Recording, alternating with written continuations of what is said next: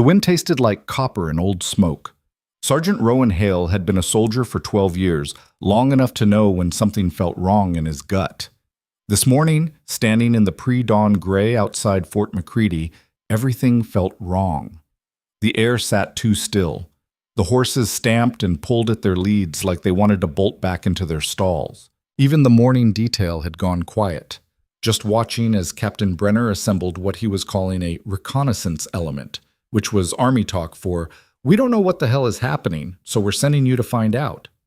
"Mount up," Hale said, his voice cutting through the courtyard. 8 men. That's what Brenner had given him. 8 cavalrymen to ride 40 miles into territory that had gone silent 3 days ago. No telegraph, no supply wagons, no weekly courier. Just silence, which in frontier country meant one of 2 things. Everyone was dead or everyone was hiding. Hale swung into his saddle, feeling the familiar creak of leather and the weight of his service revolver against his hip. Beside him, Corporal Davies, 24 years old, mustache thicker than his common sense, was already checking his rifle for the 3rd time. "You expecting trouble, Corporal?" Davies looked up, caught. "Seems like trouble's expecting us, Sarge." "Fair point." The rest of the detail fell in. Martinez with his perpetual scowl, young Finch who still wrote letters home every week like his mother could actually protect him from out here, O'Connor who never spoke unless spoken to, and the Hollis brothers, twins who'd lied about their ages to enlist and looked so similar that half the fort still couldn't tell them apart. Then there was Shaw. Lieutenant Marcus Shaw, technically the officer in charge of this whole mess, which meant Hale would be doing all the actual work, while Shaw tried to remember which end of the horse moved forward. The lieutenant was 26, fresh from an Eastern academy where they taught tactics from books written by men who'd never seen combat. His uniform still had creases. His boots still shined. Hale had stopped shining his boots 3 years ago. "Sergeant Hale!" Shaw called out, trotting his horse over with all the confidence of someone who'd never had to dig a grave. "I want forward scouts rotating every 30 minutes. If we encounter hostiles—" "We won't encounter hostiles," Hale interrupted. "Hostiles make noise. Whatever's in Ashford's Cross is staying quiet." "You can't know that." "Been out here longer than you've been alive, Lieutenant. I know quiet. This is the wrong kind." Shaw's jaw tightened, that little muscle twitch that meant he wanted to pull rank but wasn't stupid enough to do it in front of the men. "Just keep the detail tight. Captain's orders." "Captain's orders," Hale repeated, without inflection. As Shaw rode back to the front of the column, Davies leaned over from his saddle. "He's going to get us killed." "Maybe. But he's the one with the bars on his shoulders, so we get killed on his orders." "That's supposed to make me feel better?" "Not particularly." The gates opened. Fort McCready fell away behind them as they rode northeast, following the trade road that connected the fort to Ashford's Cross and the 3 smaller settlements beyond it. The road was well traveled, should have been, anyway. This time of year, you'd expect wagons, traders, the occasional family trying to make it to the next town before winter locked everything down. Instead, nothing. Just the empty road cutting through brown grass and scattered pine, with the mountains rising dark in the distance. They rode for 2 hours before anyone spoke. "Sarge!" It was Finch, pointing. "Smoke?" Hale followed the gesture. There. A thin column of gray rising from somewhere beyond the next ridge. Too thin for a building fire. Too steady for a campfire. "Could be a chimney," Martinez offered. "Could be," Hale agreed, but he didn't believe it. Shaw had seen it too. He pulled up his horse, waited for Hale to reach him. "What do you think?" Hale studied the smoke, the ridge, the tree line. "I think someone's there. Question is whether they want to be found. We should investigate." "Should we?" Hale looked at Shaw directly. "Or should we stick to the road, check Ashford's Cross first, and deal with mysterious smoke on the way back?" Shaw bristled. "Are you questioning my—" "I'm questioning the tactics, sir. We're already stretched thin. Start chasing every smoke signal and we'll be scattered across 10 miles when something actually goes wrong." For a moment, Shaw looked like he might dig in, make it an order just to prove he could. Then, surprisingly, he nodded. "You're right. We maintain course. Note the location for the return trip." Hale relaxed a fraction. Maybe the lieutenant could learn after all. They rode on. The sun climbed higher, but it didn't seem to warm anything. The wind picked up, carrying that copper smoke smell stronger now, mixed with something else. Something organic and rotten, like meat left too long in summer heat. "The hell is that?" Davies muttered, pulling his collar over his nose. "Dead horse, maybe," O'Connor suggested. "Or cattle." But Hale didn't think it was cattle. At noon, they crested a long rise and Ashford's Cross came into view below them. It sat in a small valley, maybe 40 buildings clustered around a main street, with fields spreading out in neat squares beyond. Decent-sized for a frontier town. Population around 200, last Hale had heard. Big enough to have a telegraph office, a general store, even a 2-story hotel. From this distance, it looked peaceful, almost normal. "See anything?" Shaw asked, shading his eyes. Hale pulled out his field glasses, scanned the town. The main street was empty. No wagons. No people walking between buildings. A few doors stood open, swinging slightly in the wind. Laundry hung on one line, stiff and forgotten. "Nothing moving," Hale said. "No smoke from chimneys, no livestock in the pens." "Maybe they evacuated?" "To where? And why?" Shaw didn't have an answer for that. They descended the ridge slowly, every man now quiet and tense. The horses didn't like it, kept tossing their heads, pulling at the reins. Hale's mare, a steady gray named Duchess, who'd seen her share of action, actually tried to turn around twice. "Easy," Hale murmured, patting her neck. "Easy, girl." The smell got worse as they approached. That rot meat stench, thick enough to taste. Davies was fully gagging now, and even Martinez looked green. "Spread out," Shaw ordered as they reached the edge of town. 2-man teams. "Hale, you and I take the main street. Davies and Martinez, check the west side. Finch, O'Connor, east. Hollis brothers, hold the horses and watch our backs." It was actually a decent call, and Hale found himself revising his opinion of Shaw up half a notch. They dismounted. The Hollis brothers gathered the reins while the rest moved forward on foot, weapons drawn. The street was dirt, churned up by wagon wheels and boot prints, but all of it old, days old. Like whatever had happened here had happened fast, and nobody had walked this street since. Hale moved up the main thoroughfare with Shaw half a step behind. The silence pressed down, broken only by the creak of that open door, the rustle of forgotten laundry. A newspaper tumbled past, pages catching on a water trough. The general store's door hung off its hinges. Hale approached carefully, peered inside. Shelves knocked over, goods scattered, a broken lamp bleeding oil across the floor. But no bodies. No blood. Just chaos, like someone had torn through looking for something specific. "Sir?" Hale called quietly. "You seeing this?" Shaw joined him at the doorway. "Robbery?" "Maybe, but what's worth this much mess? And why leave the money?" Because there, on the counter, sat the cash box. Lid open, bills and coins still inside. They backed out, continued up the street. More buildings, more empty chaos. The saloon had chairs overturned and bottles smashed. The telegraph office had its equipment shattered, wires ripped from the walls and coiled on the floor like dead snakes. Someone had taken an axe to the telegraph key itself, reducing it to splinters and bent metal. They didn't want anyone sending messages, Shaw said, stating the obvious. Hale didn't respond. He was looking at the walls, symbols, painted in something dark.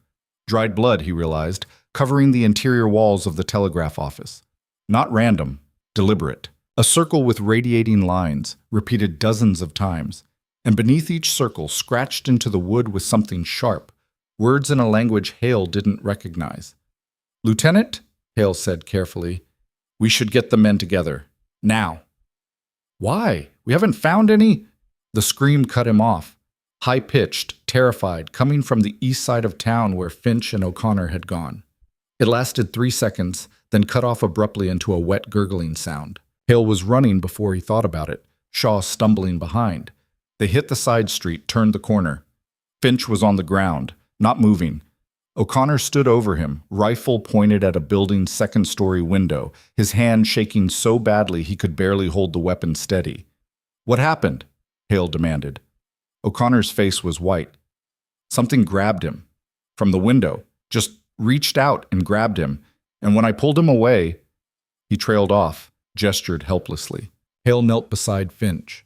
The The kid was alive, barely, his throat torn open like something with claws had hooked into him and pulled. Blood pulsed out with each heartbeat, already soaking the dirt. Pressure, Hale snapped, pulling off his neckerchief and pressing it to the wound. Shaw, get Davies and Martinez over here. O'Connor, what was it? What did you see? It was fast, pale. Long arms, I think? I couldn't. A sound from above, a creak of old wood.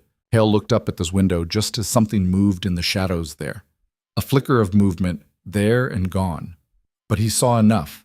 A shape too tall to be a man, limbs bent at wrong angles, and eyes, multiple eyes, catching the light like a cat's. Then it was gone, pulling back into the building's darkness. Everyone back, Hale ordered, his voice low and controlled despite the ice flooding his veins. Shaw, help me get Finch up. O'Connor, cover that window. If anything moves, you shoot it. Don't hesitate, don't question, just shoot. They hauled Finch between them, the kid making horrible choking sounds as they moved. His blood was everywhere now, slicking Hale's hands, soaking Shaw's jacket. By the time they reached the main street where Davies and Martinez were running up, Finch had stopped making any sound at all. Is he? Davies started. He's gone, Shaw said quietly. They laid Finch in the street. His eyes were still open, staring up at the gray sky. Hale reached down and closed them. What the hell was that thing? Martinez was saying, his rifle sweeping back and forth. What the hell was... Everyone shut up, Hale cut in. Listen. They went quiet. And in that silence, Hale heard it. Movement. All around them, in the buildings, behind the walls. A slithering, scratching sound like dozens of somethings crawling over wood and through spaces too small for human bodies. Back to the horses, Hale said. Right now, stay together. Don't run, but move. They moved. Shaw took point, Hale brought up the rear, and the others bunched in the middle with their rifles pointed at every shadow. The scratching sounds followed them, getting louder, bolder. A shutter slammed open to their right. Everyone spun, fingers on triggers, but nothing emerged. Just darkness beyond the window, and that smell, rot and copper and something chemical, like burning hair. They reached the edge of town where the Hollis brothers were waiting with the horses. One look at their faces and both twins knew something had gone wrong. Where's Finch? One of them asked. Dead, Hale said. Mount up. We're leaving. What about the town? Shaw demanded. The investigation? The investigation is over, Lieutenant. This town's gone. Whatever took it is still here, and I'm not losing more men to find out what. For once, Shaw didn't argue. They swung into saddles, turned the horses, and rode. Behind them, the scratching rose to a crescendo, and for just a moment, Hale looked back. Every window in Ashford's Cross now had something in it, pale shapes watching them leave. Dozens of them, maybe hundreds, all perfectly still, just watching. Then they pulled back into the shadows and were gone. The detail rode hard for 30 minutes before Shaw called a halt. The horses were blowing hard, flecked with foam. Hale's mare had blood on her flanks where he dug in his heels without realizing it. Report, Shaw said, trying to sound commanding despite his shaking hands. What did we just encounter? Hell if I know, Davies said. Some kind of animal? Animals don't paint symbols, Martinez countered. Animals don't smash telegraph equipment. So what, you think it was people? People did that to Finch? I don't know what I think. Both of you shut it, Hale ordered. He looked at O'Connor. You got the best look. What did you see? O'Connor was staring at nothing, his face slack. It wasn't human, I know that. The proportions were all wrong, too tall, arms too long, and the eyes, it had too many eyes. How many is too many? I stopped counting at 6. Silence fell. Even Martinez didn't have a smart comment for that. Shaw cleared his throat. We need to return to Fort McCready. Immediately. The captain needs to know. No! Everyone turned to look at Hale. Excuse me, Shaw said. I said no, sir. With respect. Hale gestured back the way they'd come. We rode past a smoke signal on the way here. Someone's alive out there. Could be survivors from Ashford's Cross. Could be another settlement that's about to get hit. Either way, we need to check it before we run back to the fort. Sergeant, we just lost a man to something we can't identify or fight. I'm not risking more lives on a maybe. And I'm not leaving people to die when we might be able to warn them, sir. The title came out just sarcastic enough to make Shaw's jaw clench. They stared at each other, the authority chain stretching thin. We take a vote, Davies suggested. We don't vote, Shaw snapped. This is the army, not a... I want to check the smoke, Martinez interrupted. Davies is right for once. We should vote. Me too, one of the Hollis brothers added. Check the smoke. And me, said his twin. O'Connor nodded slowly. If there's people out there... Shaw looked at each of them, then back at Hale. You're undermining my command. I'm trying to save lives, Lieutenant. That's the job. For a long moment, Shaw didn't speak. Then he turned his horse. Fine. We check the smoke.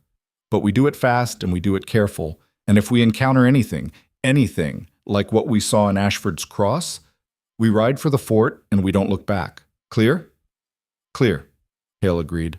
They turned northwest, away from the main road, following the route that would take them to where they'd seen that smoke signal earlier. The sun was past its peak now, shadows lengthening across the brown grass. The wind had picked up, cold enough to make Hale pull his coat tighter. The Hollis brothers rode scout, ranging ahead while the main group stayed together. The land here rolled in long swells, broken by stands of pine and rocky outcrops. Easy country to get lost in. Easier country to hide in. Sarge, Davies said, pulling up beside Hale. You really think there's survivors? Honestly, no idea. But you pushed for this anyway. Hale glanced at him. You want to go back to Fort McCready and tell Captain Brenner we found a ghost town full of monsters, lost one man, and didn't even try to check if anyone else needed help? You think that conversation goes well for any of us? Davies absorbed that. Fair point. They rode on in silence. After another 20 minutes, one of the Hollis brothers came galloping back. Found something, he reported. Buildings. Looks like, I don't know, not a town. More like a camp, but organized. People? Shaw asked. Couldn't get close enough to tell, but there's definitely fires going. That's where the smoke's from. They followed him over the next rise, and there it was.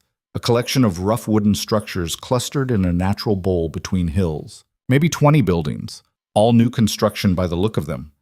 Fresh-cut lumber, canvas roofs, campfires burning at regular intervals. And people, Hale could see them moving between buildings, too far away to make out details, but definitely human-shaped and definitely moving like they had purpose. Doesn't look like a settlement, Martinez observed. Looks more like a camp, Hale finished. Military camp, maybe? Or what? Hale didn't answer, because he'd just noticed something else. A guard post at the camp's perimeter, manned by someone with a rifle. And beyond that, another guard post. And another. This wasn't a refugee camp. This was something fortified, something defensive, or something hiding. We approach openly, Shaw decided. If they're hostile, we retreat. If they're survivors from Ashford's Cross, we bring them back to the fort. Either way, we need to know what's happening out here. They rode down the slope slowly, hands visible, weapons lowered. The guards spotted them immediately, 3 men rising from positions around the camp's edge, rifles coming up to track the soldiers' approach. Hold, Shaw called out. We're from Fort McCready, United States Army. We're here to investigate the situation at Ashford's Cross. The guards didn't lower their weapons. One of them, tall, bearded, wearing clothes that might have once been a uniform but had been stripped of all insignia, stepped forward. Fort McCready, he repeated, like he was tasting the words. You're a long way from home, Lieutenant.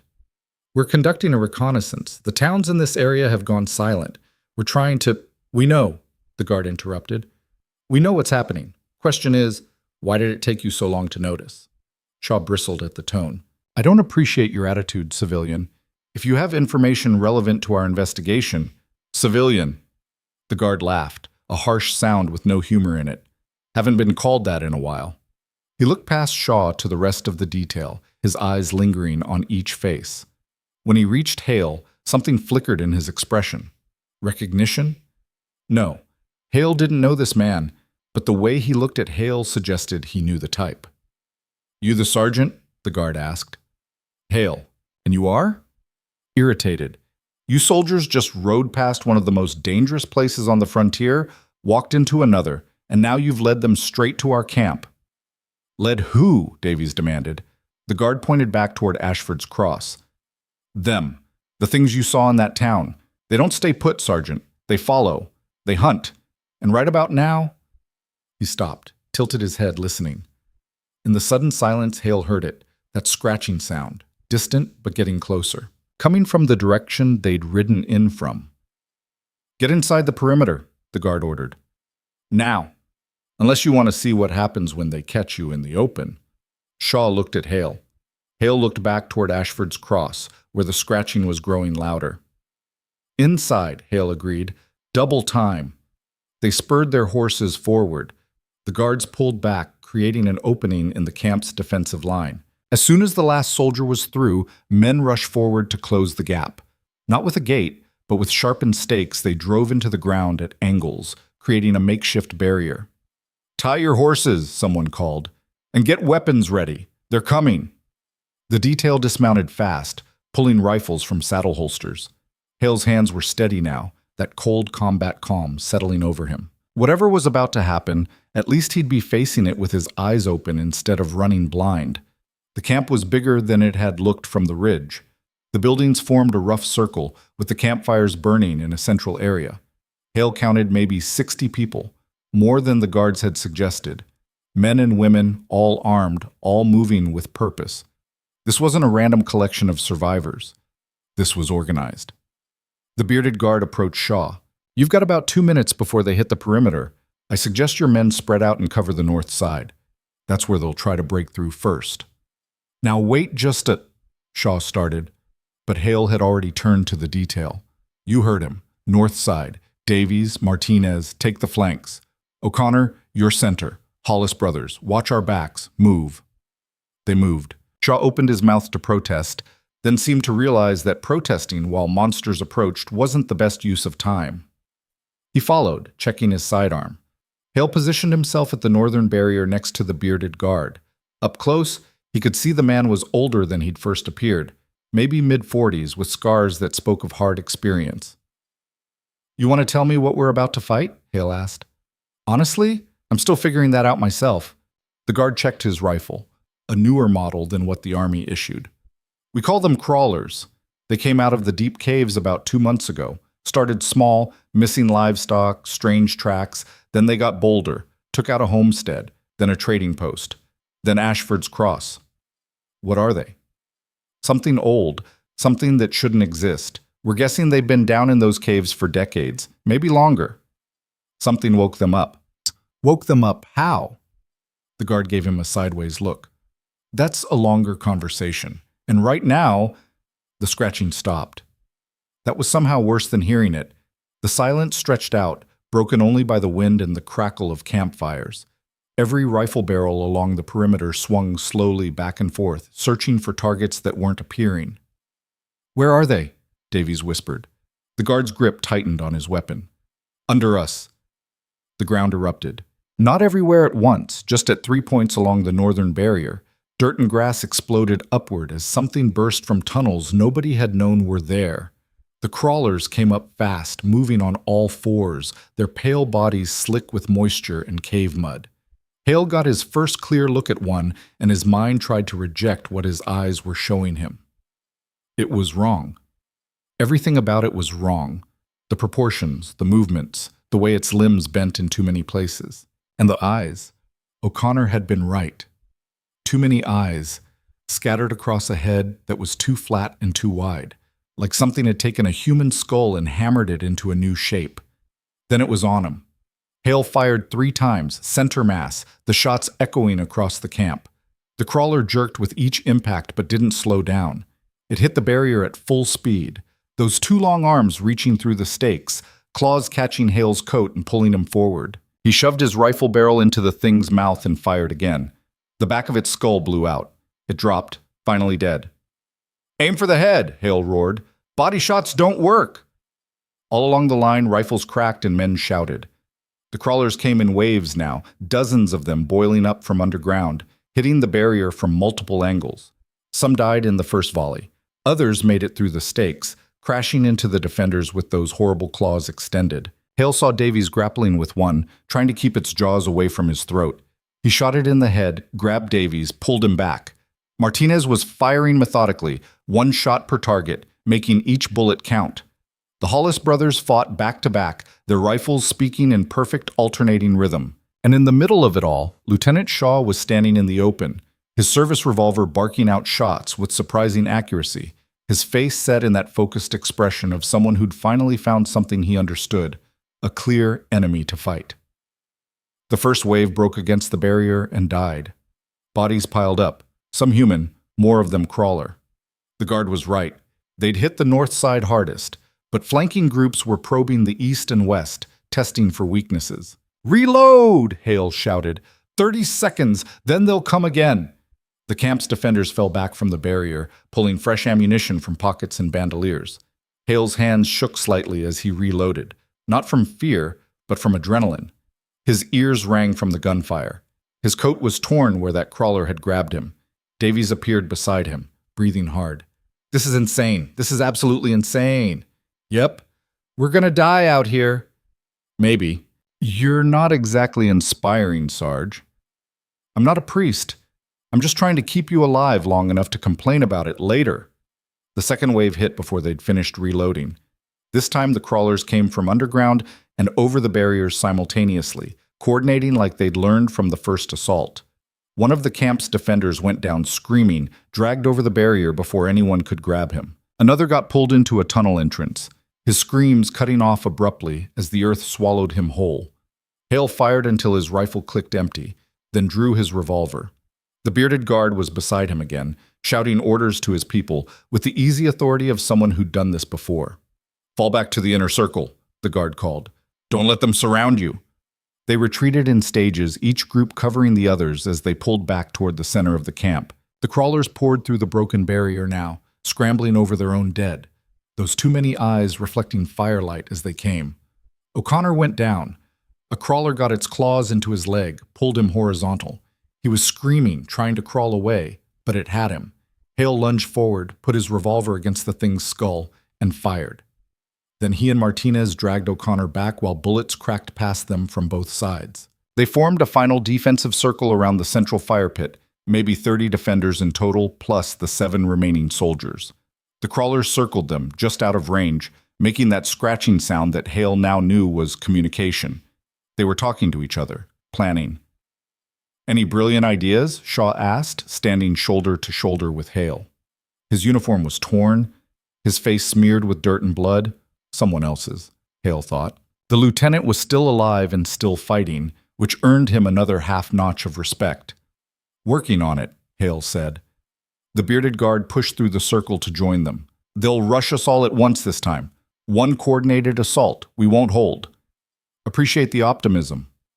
"I'm being realistic. We fought them 4 times now. This is how it always ends." He stopped, cocked his head. "Wait, listen." Hale listened. The scratching was changing pitch, growing more agitated. The crawlers were shifting, backing away from the circle, their attention turning toward the sound of hoofbeats, coming fast from the south. Riders appeared over the ridge, 2 of them, pushing their horses hard. But these weren't army. Even from a distance, Hale could see they rode different, looser. One of them had a rifle across his lap and an expression that suggested he'd use it on anything that got too close. "That's Eli Boone," the guard said, and something in his voice made Hale look at him sharply. "Friend of yours?" "More like a persistent problem who occasionally proves useful." The guard raised his voice. "Get ready! When those riders hit the crawler line, we push through. It's our only chance." "Who the hell is Eli Boone?" Shaw demanded, but Hale was already moving, his revolver reloaded, his mind calculating angles and timing. The riders were seconds away from the crawler circle. The things were scattering, trying to decide whether to maintain the siege or deal with the new threat. The first rider, Boone presumably, didn't slow down.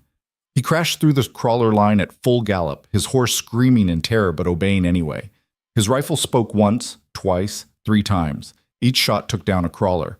The second rider followed, wielding a torch that he swung in wide arcs, and the crawlers recoiled from the flames like it burned them deeper than fire should. "Now!" the guard roared. The circle broke outward. 30 defenders plus 7 soldiers hit the confused crawler line at a dead run, weapons firing, some people swinging improvised clubs or wielding knives.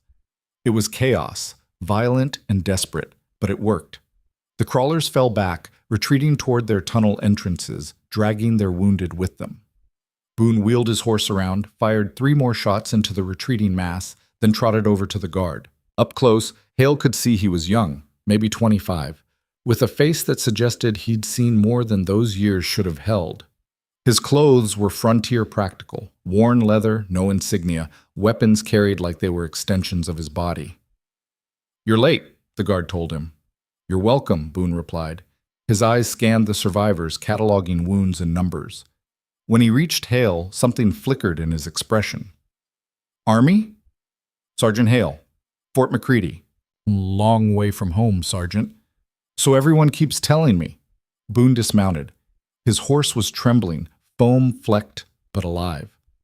The second rider joined them, an older man, maybe 50, with gray hair and eyes that had seen everything twice. "This is Malcolm," Boone said by way of introduction. "He's keeping me from getting killed." "Doing a poor job of it," Malcolm replied, but his tone was affectionate.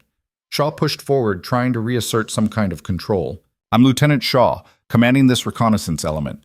I need someone to explain what the hell is happening out here. Now." The bearded guard, Boone, and Malcolm all exchanged glances. Then the guard sighed. "Inside," he said. "We've got maybe an hour before they regroup and try again. I'll explain what I can. But, Lieutenant, you're not going to like any of it." They gathered in the largest structure, a rough meeting hall with a long table and maps tacked to every wall. The survivors were being tended to outside. O'Connor was getting his leg wrapped by someone who knew field medicine, and the Hollis brothers were trying to convince their horses to stop panicking. Hale stood at the table with Shaw, while the guard, who finally introduced himself as Samuel Cade, former captain in a regiment that no longer existed, spread out a detailed map of the region. 3 months ago, Cade began, a mining operation about 40 miles northeast broke through into a cave system. Deep system. Old system. The kind that makes you wonder what the hell was living down there before humans showed up. He tapped a spot on the map. The crawlers came out 2 weeks later. At first just a few, then more, then hundreds. "Why didn't anyone report this?" Shaw demanded. "They tried. Telegraph lines got cut. Couriers got caught. By the time anyone realized how bad it was, 3 settlements were already gone." Cade's finger traced a line across the map. Ashford's Cross was the largest. "We tried to evacuate. Got maybe half the people out before the crawlers hit. The rest..." He didn't finish. Boone leaned against the wall, arms crossed. "Point is, Lieutenant, you just rode into a war zone. These things are smart, they're coordinated, and they're spreading. Another week, they'll reach the main trade routes. Another month, they'll be at Fort McCready's doorstep." "That's impossible," Shaw said, but his voice lacked conviction. "You saw them," Hale said quietly. "Impossible stopped being relevant about 3 hours ago." Shaw had no response to that. Malcolm cleared his throat. "There's more. Show them the symbols." Cade pulled a piece of paper from his jacket, the same symbols Hale had seen painted in Ashford's Cross. "We found these in every location the crawlers hit, always in the same places: telegraph offices, sheriff stations, anywhere with authority or communication. At first we thought the crawlers were making them." "They're not?" Hale asked. "No, these were painted by people, human people. Someone's helping the crawlers, guiding them, telling them where to strike." The silence that followed was heavy enough to crush stone. "That's not possible," Shaw said again, weaker this time. "We thought the same thing," Boone said from his wall, "until we caught one of them. Human scout working with the crawlers. Before he died, he told us about a camp, a compound, really, up in the hills east of here. That's where they're based. That's where they're coordinating everything." "Who?" Hale demanded. "Who would work with those things?" "That," Cade said grimly, "is what we've been trying to figure out. And that's why tomorrow morning Boone and I are riding out to that compound to find answers, even if it kills us." Hale looked at Shaw. Shaw looked back. Neither of them spoke, but Hale could see the calculation happening behind the lieutenant's eyes. Report back to Fort McCready with this information, or stay and try to end it here. "We're coming with you," Hale said. "Sergeant," Shaw started. "With respect, sir, We're already deep in this. Finch is dead. O'Connor's injured. We've seen things that nobody at the fort will believe unless we bring back proof. That compound is our proof. That compound is our mission now, Shaw wanted to argue. Hale could see it, but the lieutenant was also smart enough to know Hale was right. Fine, Shaw said. We ride with them, but we do this by the book. Reconnaissance only. We observe, we document, and we get out. No heroics, no unnecessary risks. Clear? Clear, Hale agreed, while thinking, nothing about this is going to be by the book. Outside, night had fallen completely. The camp's fires burned low, casting jumping shadows across the survivors. Somewhere in the darkness, the crawlers waited, planning, communicating in their scratching language. And somewhere further east, in a compound hidden in the hills, humans worked alongside monsters to tear apart everything civilization had built on this frontier. Hale checked his weapons, reloaded his ammunition pouches, and tried not to think about how many ways tomorrow could go wrong. Behind him, Davies and Martinez did the same, their earlier bravado gone, replaced by the grim determination of men who knew they were probably going to die but were going to do the job anyway. That's what Hale had always liked about soldiers. They complained, they joked, they bent the rules whenever they could. But when it mattered, when people's lives hung in the balance, they showed up. They stood their ground. Even when the ground was surrounded by monsters, especially then. Boone appeared beside him, moving quietly for someone in boots. You know you don't have to do this. Could ride back to your fort right now, report what you saw. Let someone else handle the compound. Could, Hale agreed, but won't. Why not? Hale thought about Finch, bleeding out in that empty street. About the people of Ashford's Cross, torn apart by things that shouldn't exist. About the way those crawlers had looked at him, not like an animal looks at prey, but like something intelligent evaluating an obstacle. Because someone has to, Hale said simply. Might as well be us. Boone studied him for a moment, then nodded. Fair enough. Try to get some sleep, Sergeant. Tomorrow's going to be worse than today. That's impossible, Hale said, echoing Shaw's earlier denial. Boone's smile was sharp and humorless. You keep using that word. I'm not sure it means what you think it means anymore. He walked away, leaving Hale alone with his thoughts, his weapons, and the sound of scratching in the distant darkness where monsters waited for morning. Sleep didn't come easy. Hale lay on a bedroll in one of the camp's outer buildings, listening to Davies snore 3 feet away and Martinez mumble in his sleep about something that sounded like his mother's cooking. The Hollis brothers had drawn watch duty and were somewhere outside in the dark, probably wishing they'd lied about different ages instead of enlisting together. Shaw had taken a corner by himself, still trying to maintain some officer distance, even though they were all crammed into the same 20 by 20 space, like sardines in a tin.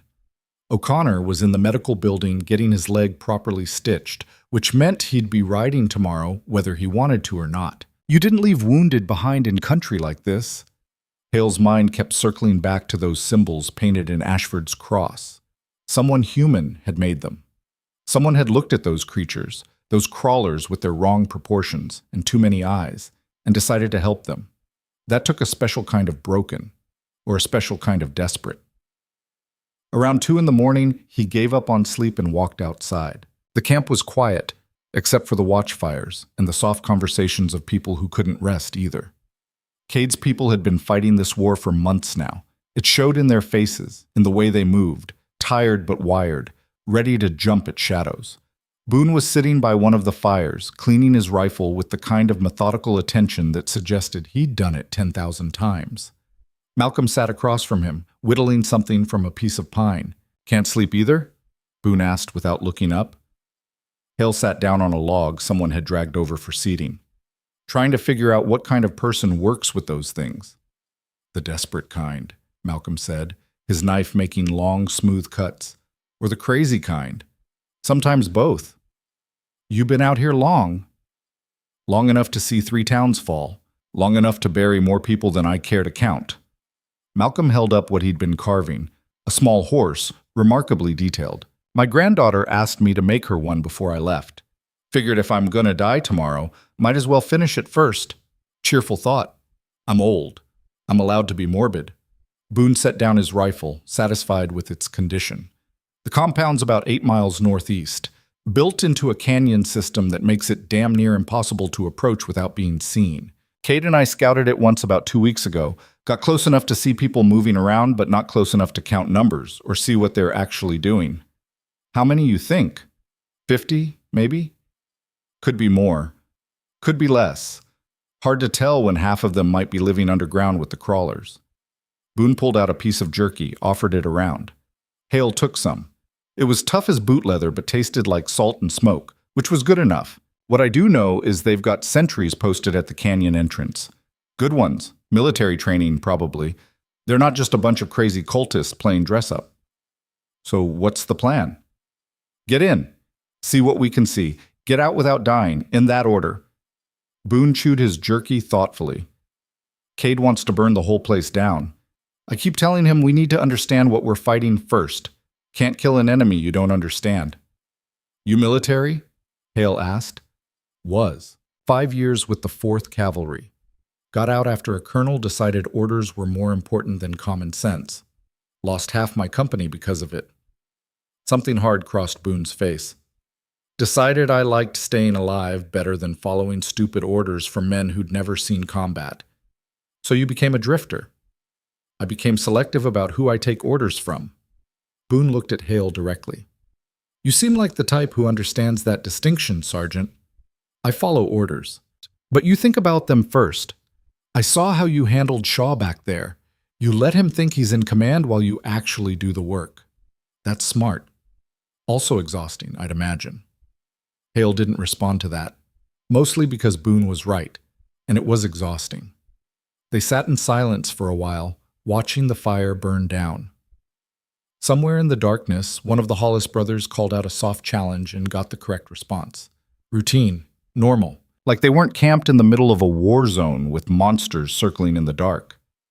You should get some rest, Malcolm finally said. Tomorrow's going to be worse than today, and today was pretty damn terrible. Everyone keeps saying that because it keeps being true.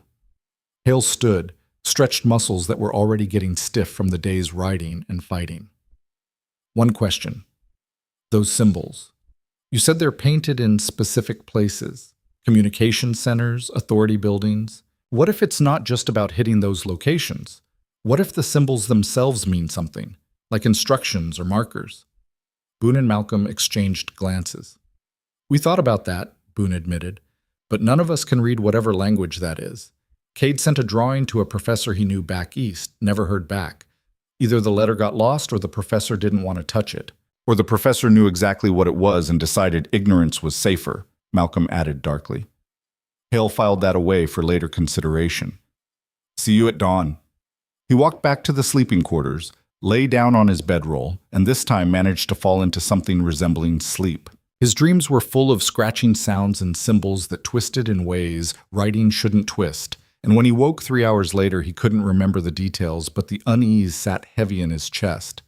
Dawn came gray and cold. Frost covered the ground, making everything look brittle. The horses stamped and blew steam, unhappy about the early hour but resigned to it. Hale's mare, Duchess, at least seemed calmer than yesterday. Maybe she was getting used to the wrongness in the air. Or maybe she'd just run out of panic. The expedition forming up was larger than Hale expected. Cade, Boone, and Malcolm, obviously. But also 4 of Cade's people. Hard-looking men and women who moved with the efficiency of experienced fighters. Shaw insisted the entire remaining army detail come along, which meant Davies, Martinez, O'Connor, limping but functional, and the Hollis brothers looking more nervous than they had facing the crawlers. 13 people, Boone observed, checking his saddle straps. Unlucky number. You superstitious? Davies asked. No, but I'm also not stupid enough to ignore patterns. They rode out as the sun cleared the horizon, leaving the camp under the watch of Cade's remaining people. The plan was simple.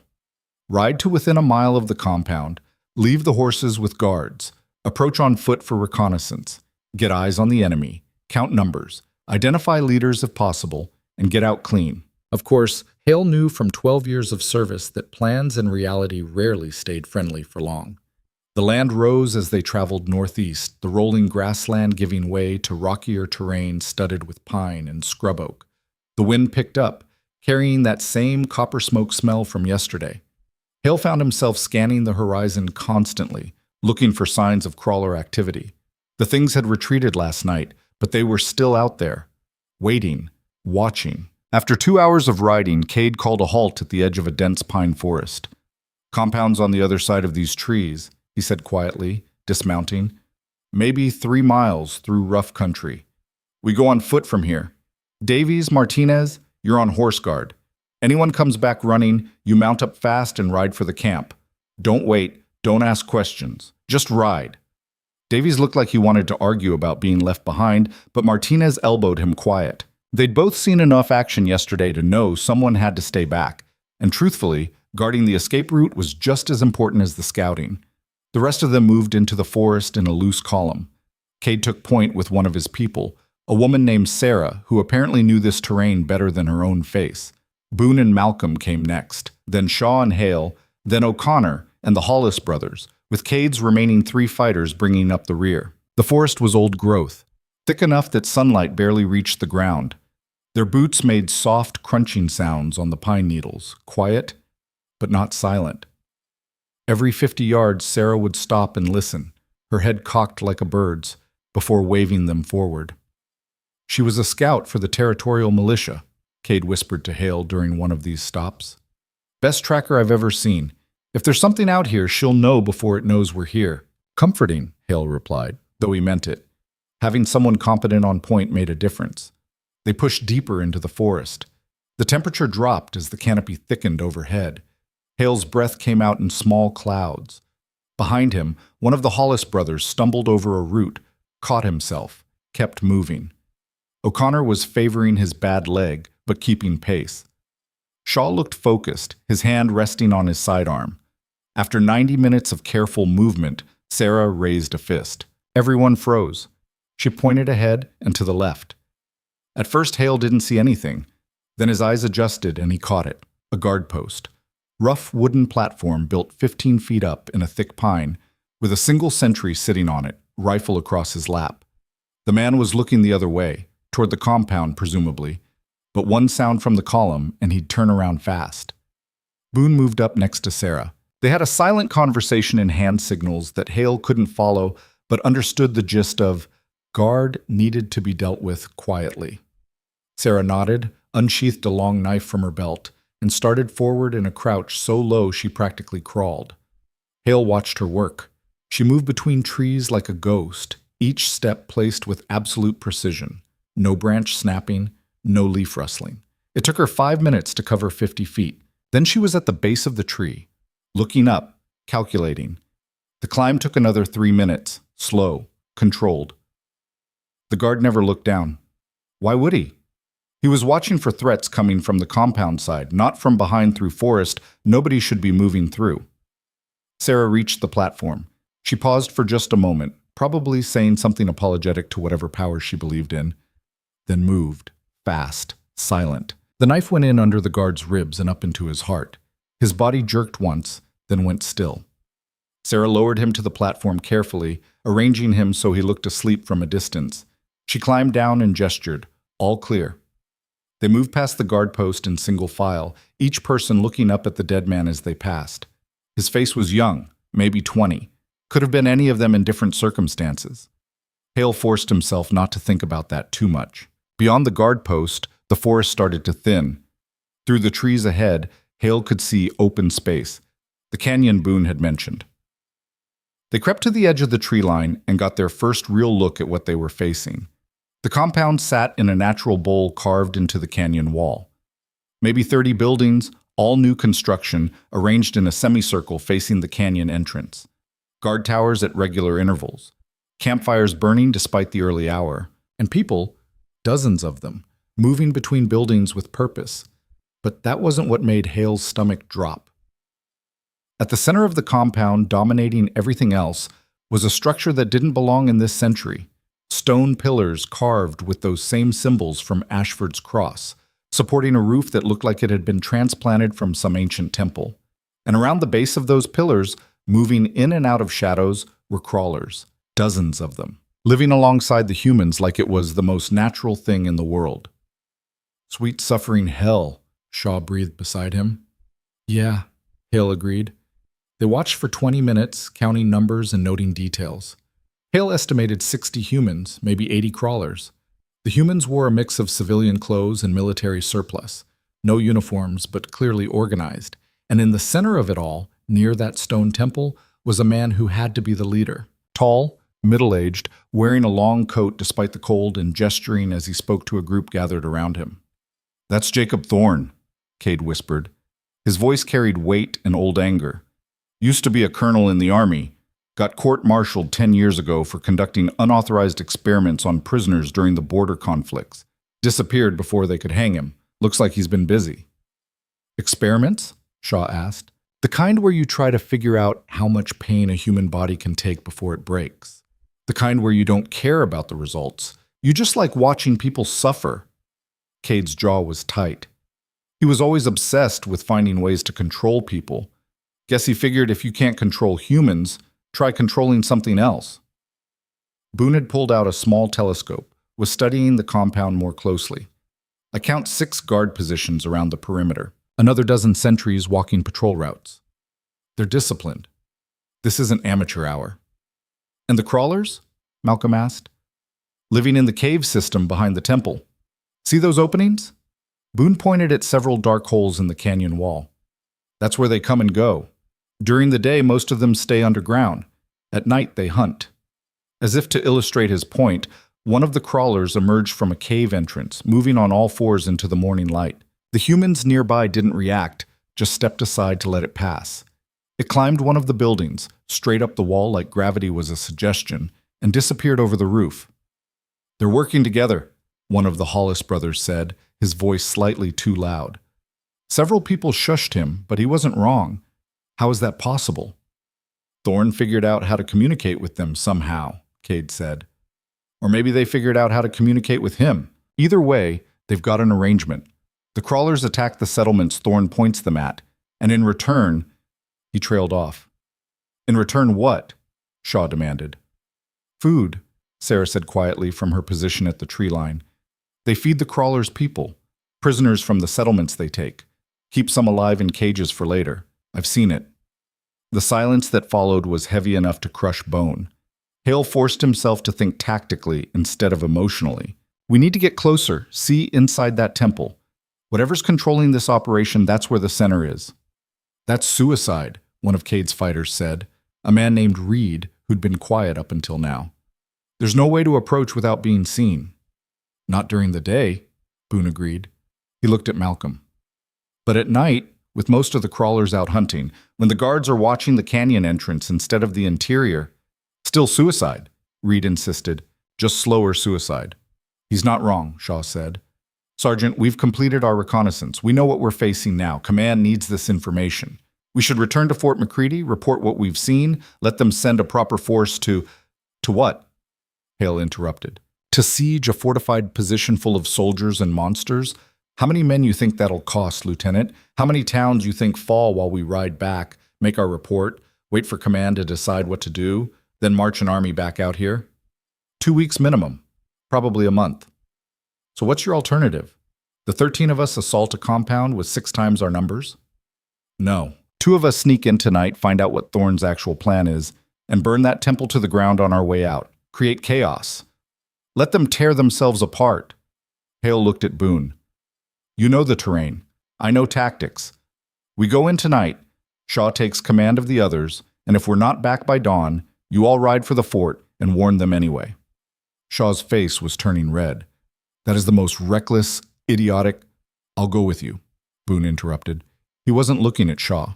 He was looking at Hale with an expression that suggested he'd been waiting for someone to suggest exactly this kind of stupidity.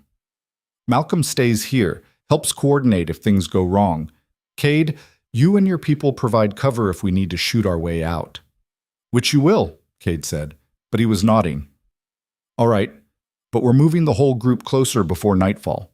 Set up a position at the canyon entrance. That way, when you come running out with half the compound chasing you, we can at least give you covering fire." "Always so optimistic," Malcolm muttered. They pulled back from the tree line, careful to stay quiet and low.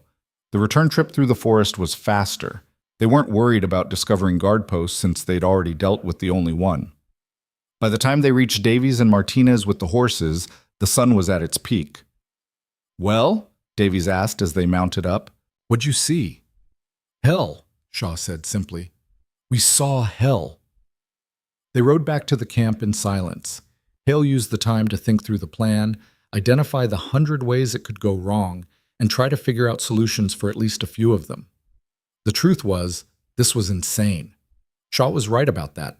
But Shaw was also thinking like an officer who'd been taught to avoid risk. Hale was thinking like a sergeant who'd learned that sometimes the riskiest move was the one that saved the most lives. If they rode back to Fort McCready, reported what they'd seen, and waited for an official response, Thorne would have weeks to prepare. More settlements would fall. More people would die. The crawler attacks would spread until they were hitting major towns, and by then, stopping them would require an army and thousands of casualties. But if two men could get inside that compound, find out what Thorne was actually planning, and destroy whatever was coordinating the crawler attacks, the temple maybe, or something inside it, then maybe they could break the whole operation before it spread further. It was a long shot, but Hale had been making long shots work for 12 years. One more shouldn't be too different. Back at the camp, they gathered everyone who mattered in Cade's meeting hall. Hale laid out the plan. Boone and himself would infiltrate the compound after dark, gather intelligence on Thorne's operation, sabotage what they could, and get out. The rest of the group would position themselves at the canyon entrance, ready to provide covering fire if the infiltration went bad. And when it goes bad, Reed said, because let's be honest, it's going to go bad. What's our exit strategy? Run like hell, Boone suggested, and hope we're faster than the things chasing us. Brilliant plan. Truly inspired. You got a better one? Reed didn't. Shaw pulled Hale aside after the meeting broke up. This is a mistake, Sergeant. You know that, right? We have a duty to report what we've found, not to play hero. Reporting takes time we don't have, sir. Every day we wait, more people die. And if you die in that compound tonight, what then? We've lost our best NCO, gained nothing, and still have to ride back to the fort to report. Then you'll have to be a better officer without me. Hale said it without malice. Sir, I know this isn't what they taught you at the academy. Hell, it's not what they taught me in basic. But sometimes the right move isn't the safe move. Sometimes you have to risk everything on a chance because the alternative is watching everything fall apart while you follow protocol. Shaw looked at him for a long moment. Then, surprisingly, he nodded. I don't like it, but I understand it. Just try not to die stupidly, Sergeant. I'm not ready to write that letter to your family yet. Don't have much family left to write to, sir, but I appreciate the sentiment. The afternoon was spent preparing. Hale stripped down his equipment to the essentials. Knife, revolver, 50 rounds of ammunition, a small flask of oil, matches, and a length of rope. No rifle. Too bulky for close quarters work. No canteen. The weight and noise weren't worth it for what would hopefully be a 2-hour operation. Boone was doing the same nearby, his movements efficient and practiced. You ever done anything like this before? He asked. Once. Had to infiltrate a fortified position during the Northern Campaign. Got in, burned their supply depot, got out. How'd it go? I'm here, aren't I? That's not exactly a ringing endorsement. Boone finished checking his gear, looked up. You know we're probably going to die tonight, right? Yeah. Just wanted to make sure we were on the same page. Boone's grin was sharp and slightly unhinged. I like you, Sergeant. You're crazy, but you're the practical kind of crazy. That's rare. You're not exactly stable yourself. True. Malcolm says I've got a death wish. I keep telling him it's not a death wish, it's just a very strong preference for action over sitting around waiting to die. Boone stood, stretched. Either way, tonight should be interesting. They ate an early dinner, more of that boot leather jerky plus some kind of stew that tasted better than it looked, and then tried to rest. Hale managed maybe an hour of sleep before his mind started racing again. He spent the time going over the compound layout in his head, marking guard positions, planning routes. The sun set around 6. By 7, full darkness had fallen, broken only by the camp's fires. At 8, Cade gathered the entire group for final instructions. We move out in 30 minutes, he said. Boone and Hale go first, on foot. The rest of us follow at a distance with the horses. We set up at the canyon entrance, quiet and hidden. When they come out, and they will come out probably running, we provide covering fire and everyone gets the hell out of there. Questions? Yeah, Davies said. What if they don't come out? Then we wait until dawn, assume they're dead, and ride for Fort McCready to warn command. Any other questions? Nobody had any other questions. Or maybe they did, but asking them wouldn't change anything. At 8:30, Hale and Boone left the camp on foot.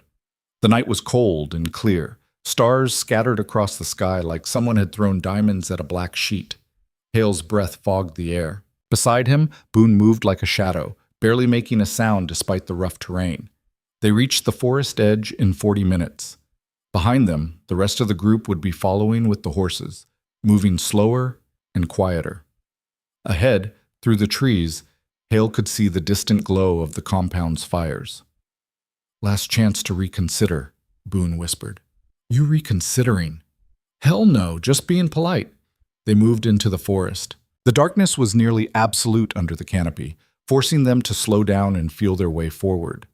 Hale's hand stayed on his knife hilt, ready to draw if needed. Every sound seemed amplified, the crunch of needles underfoot, the rustle of wind through branches, the distant call of some night bird. After 30 minutes, they reached the same tree line they'd scouted from that morning. The compound spread below them, lit by dozens of fires and torches. Even at this hour, people moved between buildings. Sentries walked their patrol routes. And crawlers, Hale counted at least a dozen, crawled across buildings and through shadows, their too many eyes reflecting firelight. Most of them should be out hunting, Boone whispered. These must be the ones guarding the compound. Or maybe they're the smart ones, the ones Thorn uses for coordination. Wonderful, the smart monsters. Better than the dumb ones. At least you can predict what smart ones will do. They watched and waited. Around 10, the compound's activity started to slow. Fewer people moving around, some fires burning lower. The sentries continued their routes, but even they seemed less alert now, bored by hours of nothing happening. At 11, Boone nudged Hale. Now. While they're tired and complacent. They descended from the tree line, moving in a wide arc to approach the compound from the west side where the canyon wall would provide cover. The ground was rocky and uneven, every step requiring careful placement. Twice, Hale's boot dislodged loose stones that clattered down the slope, and both times they froze, waiting to see if anyone had heard. But the compound remained quiet. It took 20 minutes to reach the perimeter. They crouched behind a boulder, studying the nearest section of buildings. A sentry passed 30 feet away, his rifle slung over his shoulder, looking half asleep. When he disappeared around a corner, Boone moved. They crossed the open ground fast and low, reaching the back wall of a storage building without being spotted. Hale pressed against the wood, breathing hard, listening for shouts or alarms. Nothing. Just the compound's ambient noise, conversations too distant to make out words, the crack of fires, the scratch of crawler claws on stone. They worked their way between buildings, staying in shadows, freezing whenever anyone approached. At one point, a crawler passed within 10 feet of them, its head swiveling back and forth as it searched for something. Hale held his breath, hand on his knife, ready to fight if it detected them. But after a moment, it continued on, climbing a wall and disappearing over the roof. That was close, Boone breathed. Getting closer. The temple loomed ahead, its stone pillars dark against the firelit compound. Up close, Hale could see the symbols carved into the stone were even more complex than he'd thought. Not just circles and lines, but intricate patterns that seemed to shift if you looked at them too long. The roof was supported by those pillars with nothing underneath but open space and darkness. And from that darkness came sounds. Movement. The scratch of many claws on stone. The compound's crawlers were down there, Hale realized, living in the caves beneath the temple. This wasn't just a religious structure, it was the connection point between Thorn's people and the crawlers. The place where two species that shouldn't be able to communicate somehow managed it. We need to get down there, Hale whispered. That's suicide. You got a better idea? Boone didn't. They circled the temple, looking for a way down that wouldn't involve dropping into a pit full of monsters. On the north side, they found stairs, rough-cut steps leading down into the darkness beneath the pillars.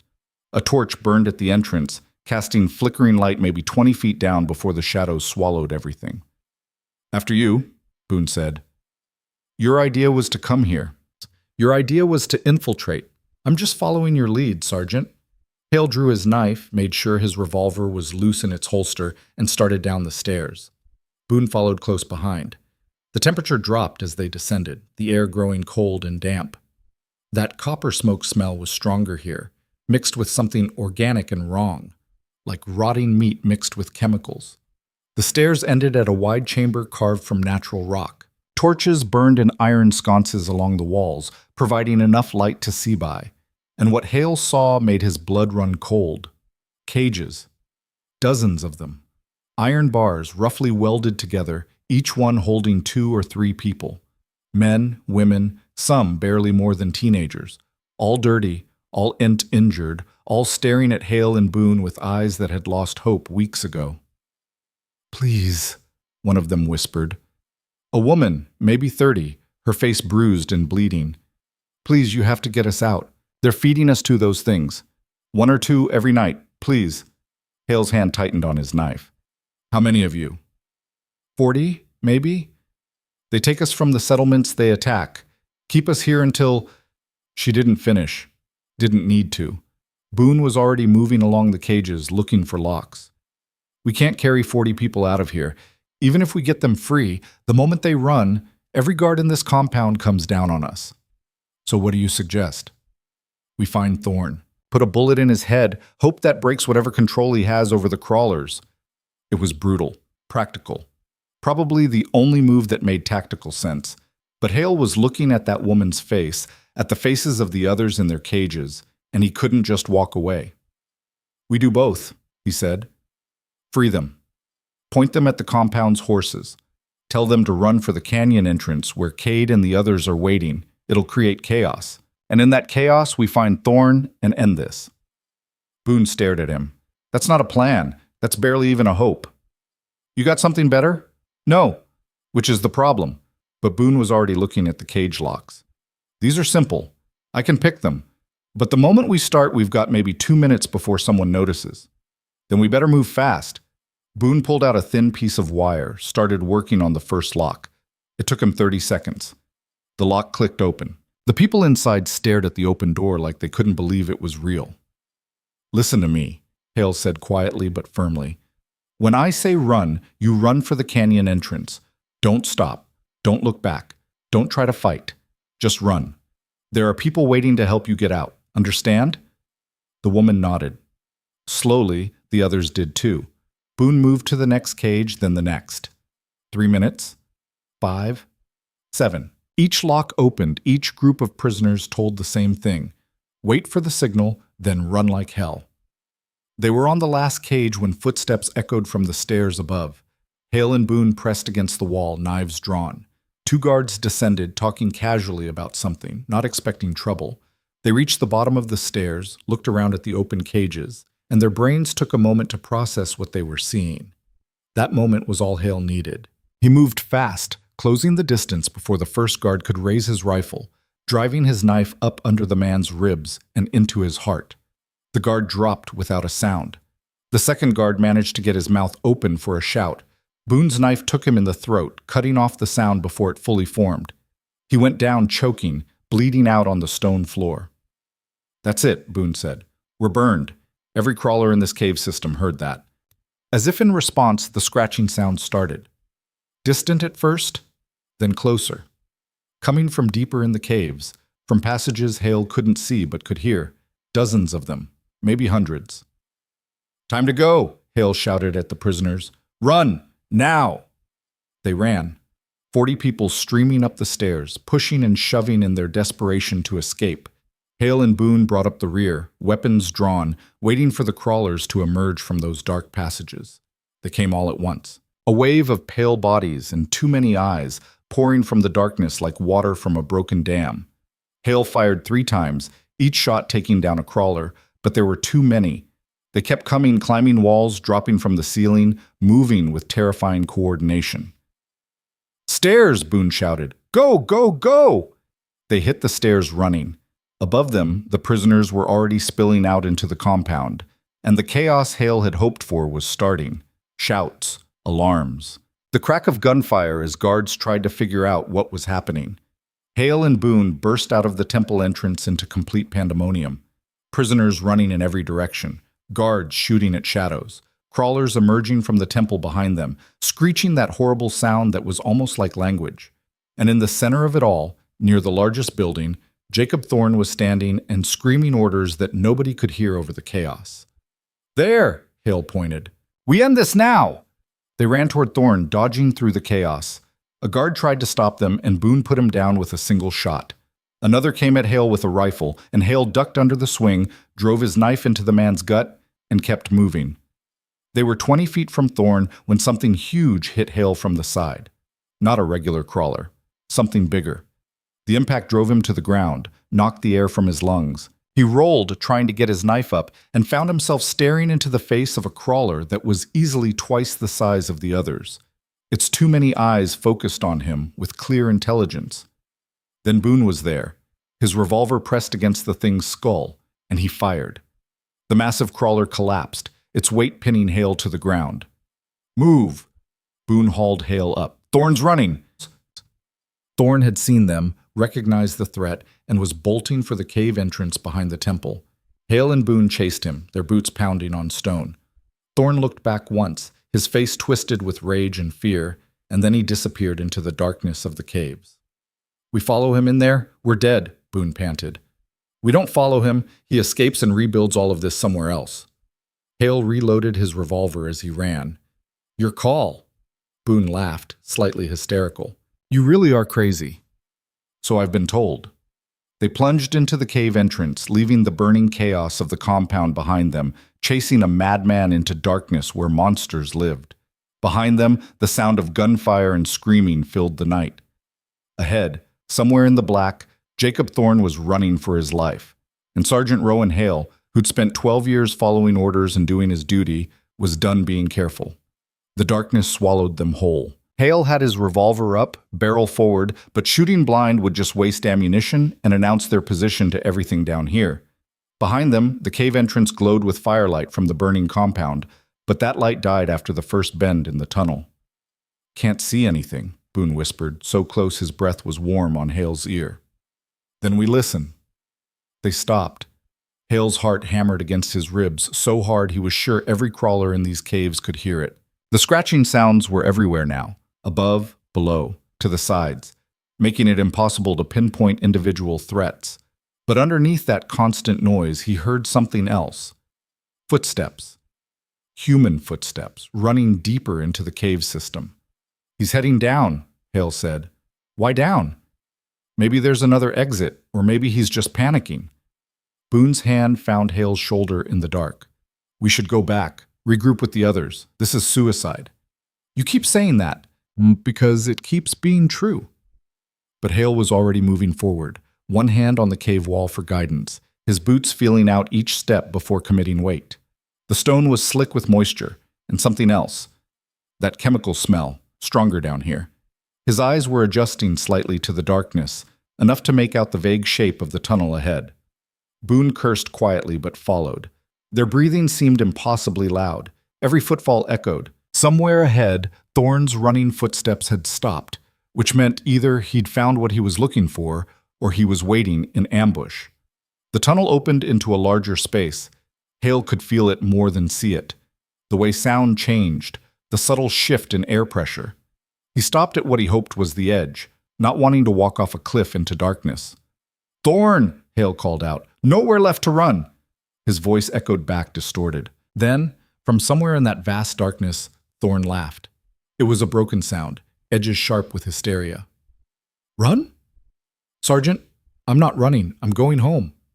Thorne's voice came from multiple directions at once, the echoes making it impossible to locate. "Do you have any idea what you've done? What you've destroyed? Years of work, years of building something that could have changed everything." "You are feeding people to monsters," Boone shouted. "That's not change. That's just evil dressed up in fancy words." "Evil." Another laugh. "You small-minded fools. Those creatures aren't monsters. They're the original inhabitants of this land. We're the invaders. I was simply negotiating peace, giving them what they needed in exchange for them sparing the rest of us." "By sacrificing innocent people?" Hale demanded. By making hard choices. The kind of choices men like you are too weak to make. You think you're the hero here, Sergeant? You just condemned thousands to die. Because now they're angry. Now they're hungry. And now they have no reason to discriminate between targets. A sound behind them made both men spin. Crawlers were coming up the tunnel, blocking their retreat. Dozens of them, their eyes reflecting what little light filtered down from the entrance. They didn't attack, just waited, watching. You walked into a trap, Thorn called out. Did you really think I'd run down here without a plan? This is their home, their territory, and you're about to learn what happens to intruders. Light, Boone hissed. We need light. I've got matches. No good. The moment we light anything, we lose our night vision and they see us perfectly. Hale's mind raced through options, discarding most as quickly as they formed. Thorn, you want to negotiate? Let's negotiate. You let us walk out of here. We tell our people you died in the compound fire. You disappear, start over somewhere else, and everyone wins. You think I'm that stupid? But there was a pause. Interest, maybe. Why would you let me go? Because right now, my priority is getting me and my friend here out of this cave alive. What happens to you after that is someone else's problem. Hale was lying, of course. If they got out, he'd hunt Thorn to the ends of the earth. But Thorn didn't need to know that. Another pause. Longer this time. The crawlers at their backs shifted but didn't advance. No, Thorn finally said. No deals, no mercy. You destroyed my work, so I'm going to let them destroy you, slowly. They'll start with your legs so you can't run, then your arms. Then they'll keep you alive while they... The gunshot cut him off. It came from somewhere above, from the cave entrance, and was followed immediately by several more. Shouting, the sound of combat echoing down the tunnel. The others, Boone said. They must have followed us in when... The crawlers attacked. Not in a coordinated wave like before, but in a confused rush, some heading toward the new threat behind them, others coming at Hale and Boone. In the chaos, the blockade broke. Run! Hale shoved Boone toward where he thought the chamber continued deeper. They ran blind, hands outstretched, feet stumbling over uneven stone. Behind them, the sounds of fighting grew more intense. A scream, human, cut off abruptly. More gunshots. Hale's boot caught on something, and he went down hard, his palms scraping on rock. Boone crashed into him from behind, and they both sprawled in a tangle of limbs and weapons. Get up! Get up! Get up! Boone was saying, hauling Hale to his feet. They're coming. And they were. Hale could hear them, closer than before. The scratch of claws on stone, that almost language chattering that made his spine want to crawl out of his skin. He fired blindly behind them, 3 shots that lit the tunnel in stroboscopic flashes. In those brief moments of light, he saw them, too many to count, too close to outrun. There! Boone pointed at something, a side passage, barely visible as a darker patch in the darkness.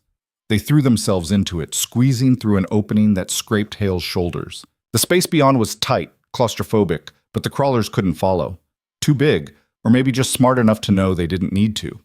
This passage probably dead-ended somewhere ahead. They pushed forward anyway because stopping meant dying. The passage twisted and turned, sometimes opening enough for them to walk upright, other times forcing them to crawl on hands and knees through spaces that pressed in from all sides. Hale's breathing was ragged. His hands were bleeding from the earlier fall.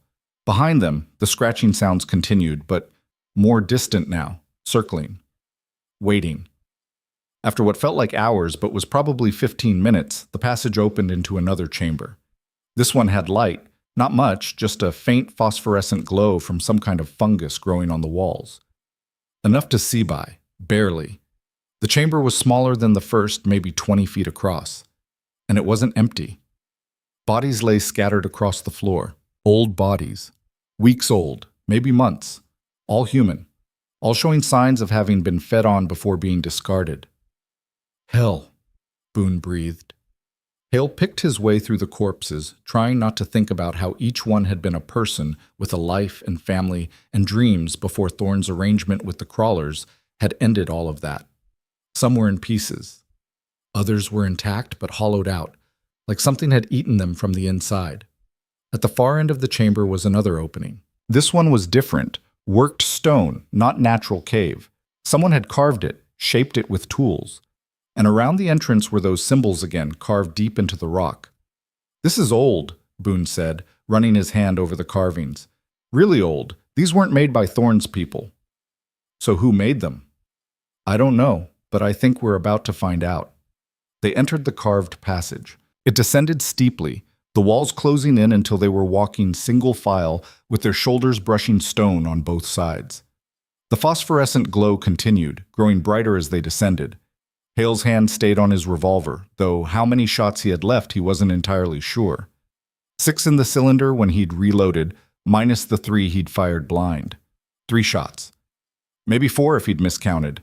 3 shots against however many crawlers were down here. Plus Thorne, who probably had his own weapons. Plus the fact that they were hopelessly lost in a cave system with no idea how to get out. The odds weren't great. The passage ended at a circular room carved entirely from stone. The ceiling was maybe 15 feet high, supported by pillars covered in those same symbols.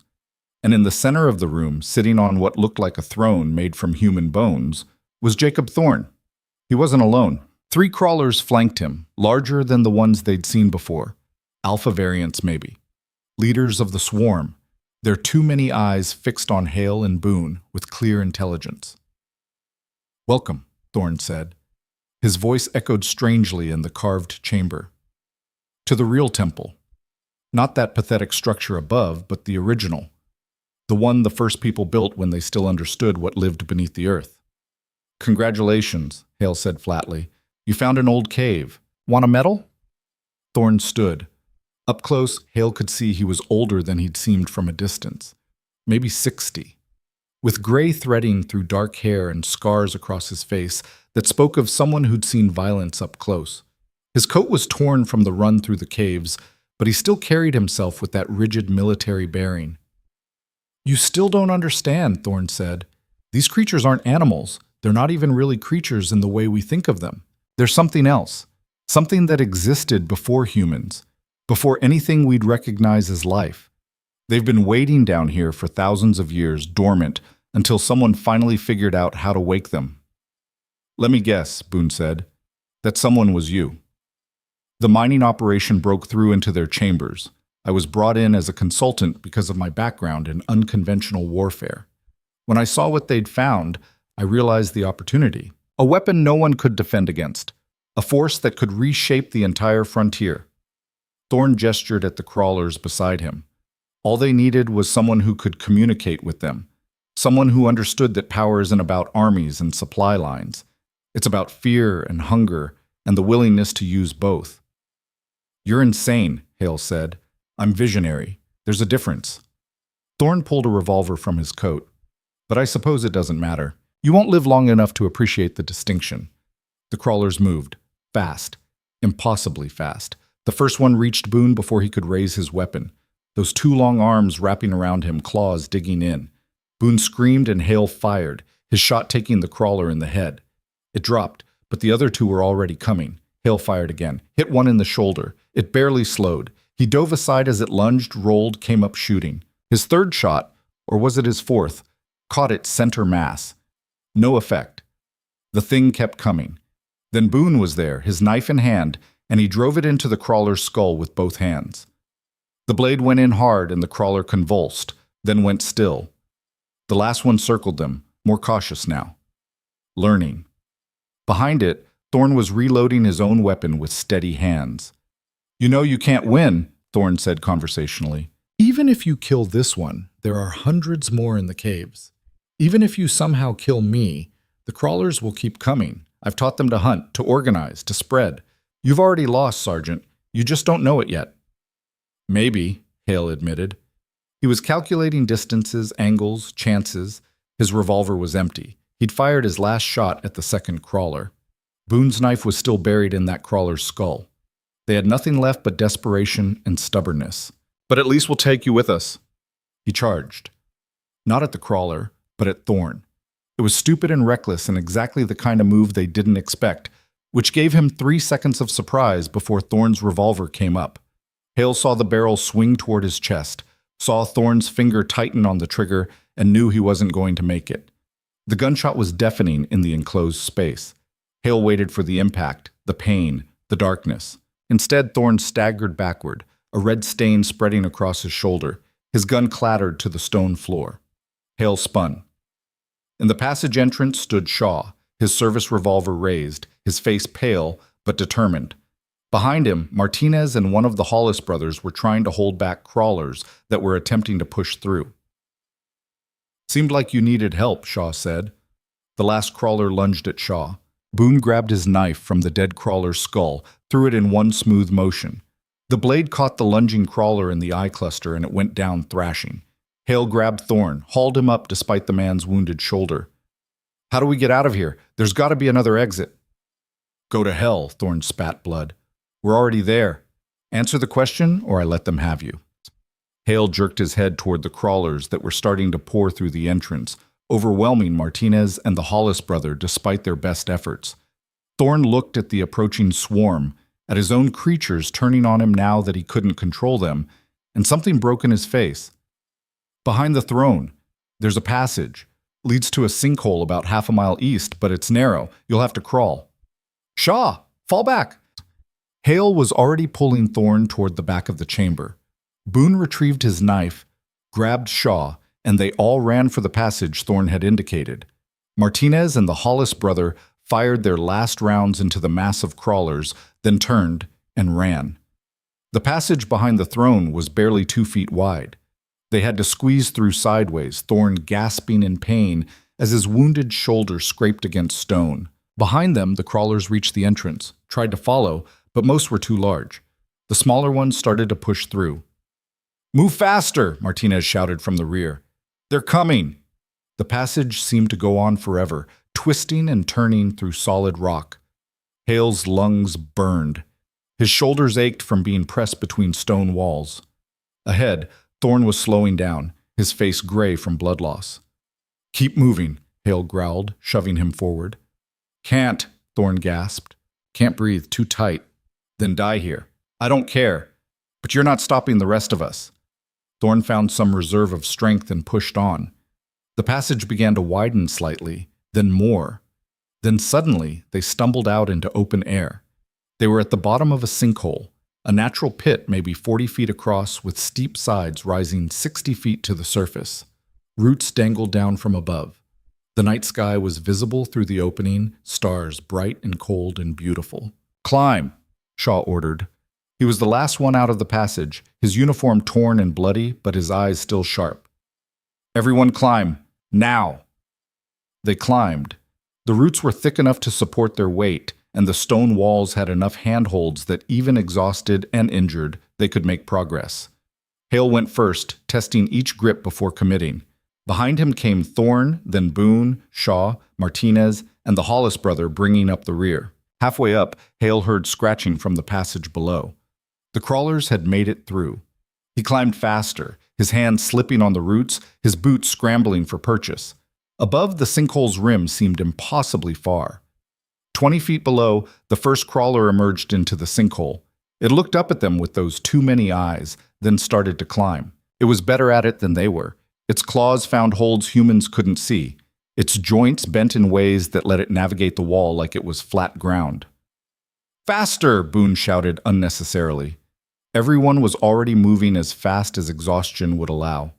Hale reached the rim first, hauled himself over onto flat ground.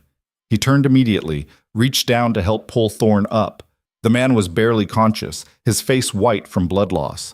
Together they got him over the edge, then Boone, then Shaw. Martinez was 10 feet from the top when the crawler caught him. Its claw hooked his boot, pulled him down. He kicked, managed to free himself but lost his grip. For a moment he hung in space, supported only by one hand on a root that was already tearing free from the wall. The Hollis brother below him grabbed Martinez's leg, took some of the weight. Above, Hale and Boone both reached down, their hands outstretched. "Grab on!" Hale roared. Martinez's hand shot up, caught Hale's wrist. They pulled. Slowly, inch by inch, they dragged him up while the crawler below swiped at his legs with those terrible claws. One caught his calf, tore through cloth and flesh.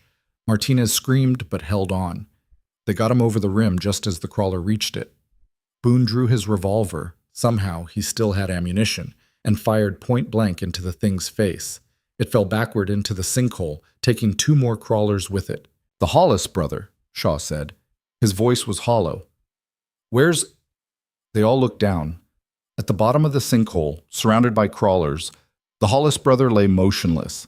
He'd lost his grip when Martinez fell, had dropped 60 feet, and from the angle of his body, the fall had killed him. "We have to go back," the other Hollis brother said. He was shaking. "We have to get him. We can't just leave him." "He's gone," Hale said quietly. "And if we go back down there, we're dead too. I'm sorry." His name was Daniel, the surviving brother, David, Hale thought, said. "We were supposed to go home together. We promised our mother." There was nothing to say to that, nothing that would make it better.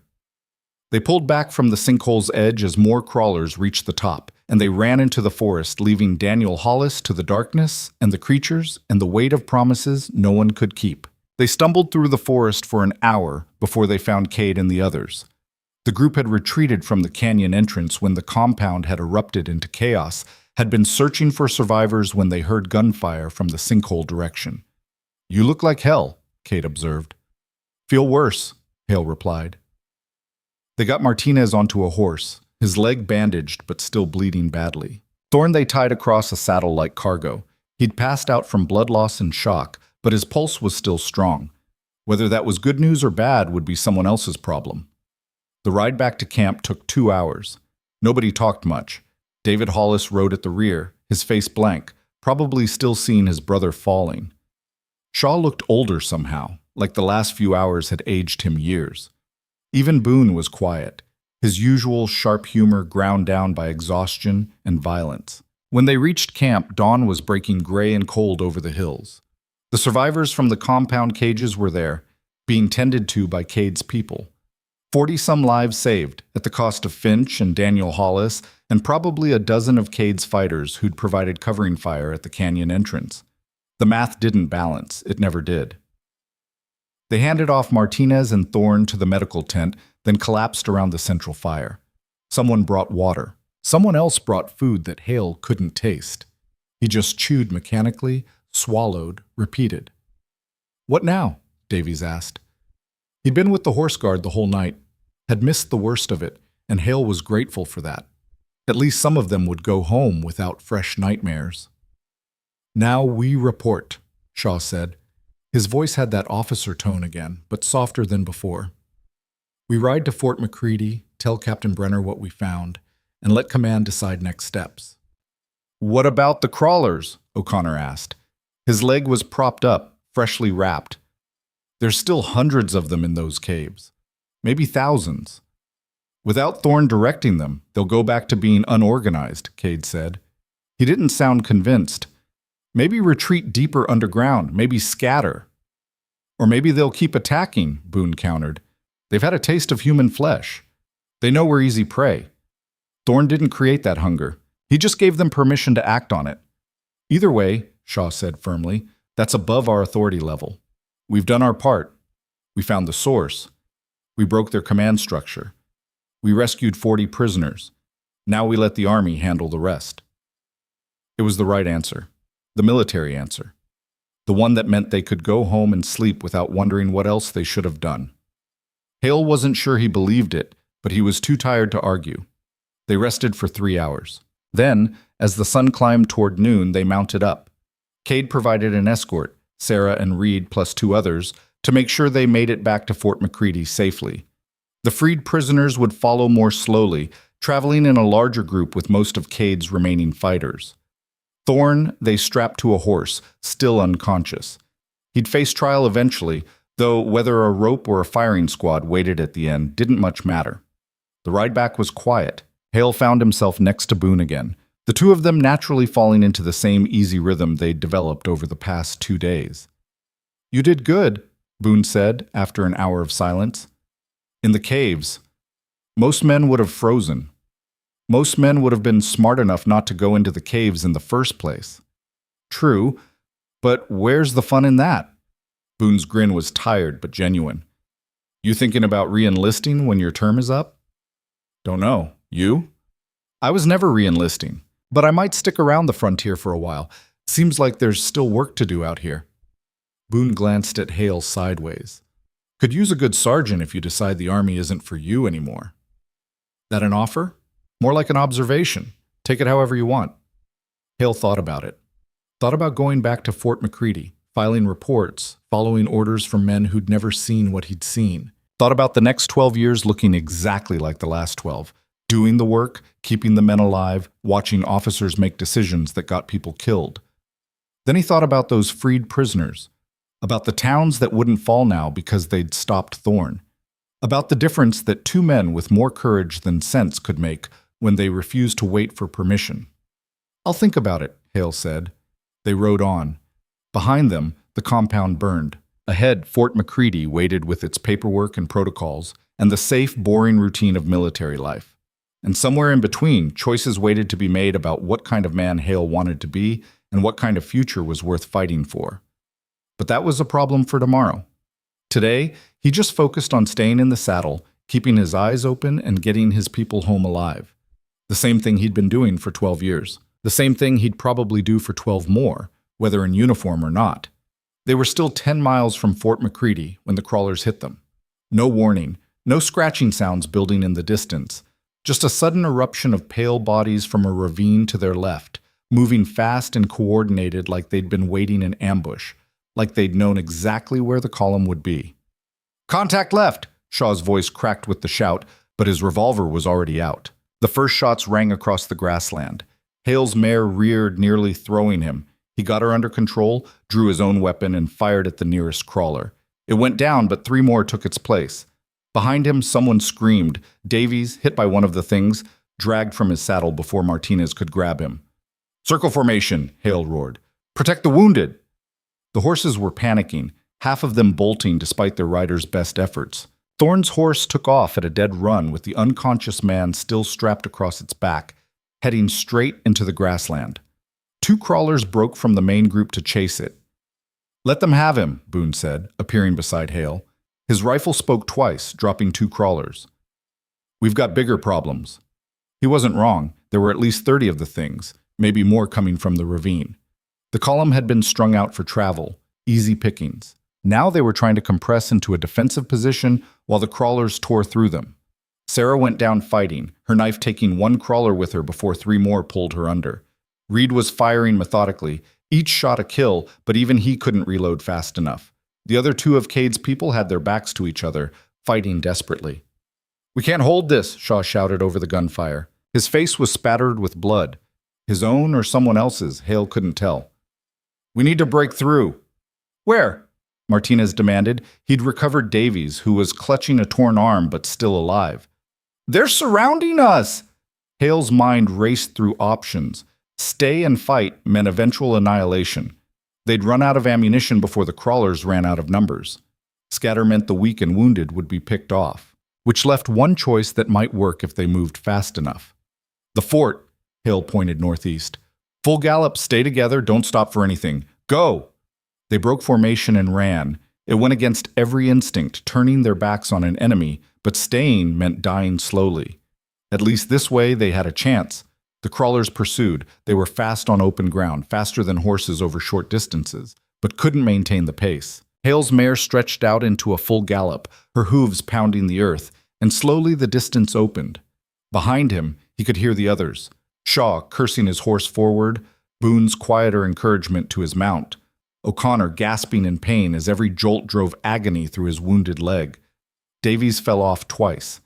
The second time, Martinez grabbed him one-handed and hauled him across his own saddle, both men clinging to one horse while it struggled under the double weight. David Hollis was crying as he rode, tears streaming down his face, but his hands were steady on the reins and he kept pace. After 2 miles, the crawlers gave up the chase, or maybe just lost interest. Hale risked a glance back and saw them standing in a group, watching the fleeing humans with those too many eyes. Not retreating, just stopping, like they'd made their point and didn't need to finish the job. They're learning, Boone said quietly. He'd pulled up beside Hale, his horse blowing hard. That wasn't random. They knew our route. They waited for us. Thorn's dead or dying, Shaw protested. Without him, they shouldn't be able to coordinate like that. Maybe they don't need him anymore. Maybe he taught them enough that they can manage on their own now. Boone's expression was grim, which means everything we did back there might not have mattered at all. They rode the last 8 miles in tense silence, every eye scanning the grassland for signs of another ambush.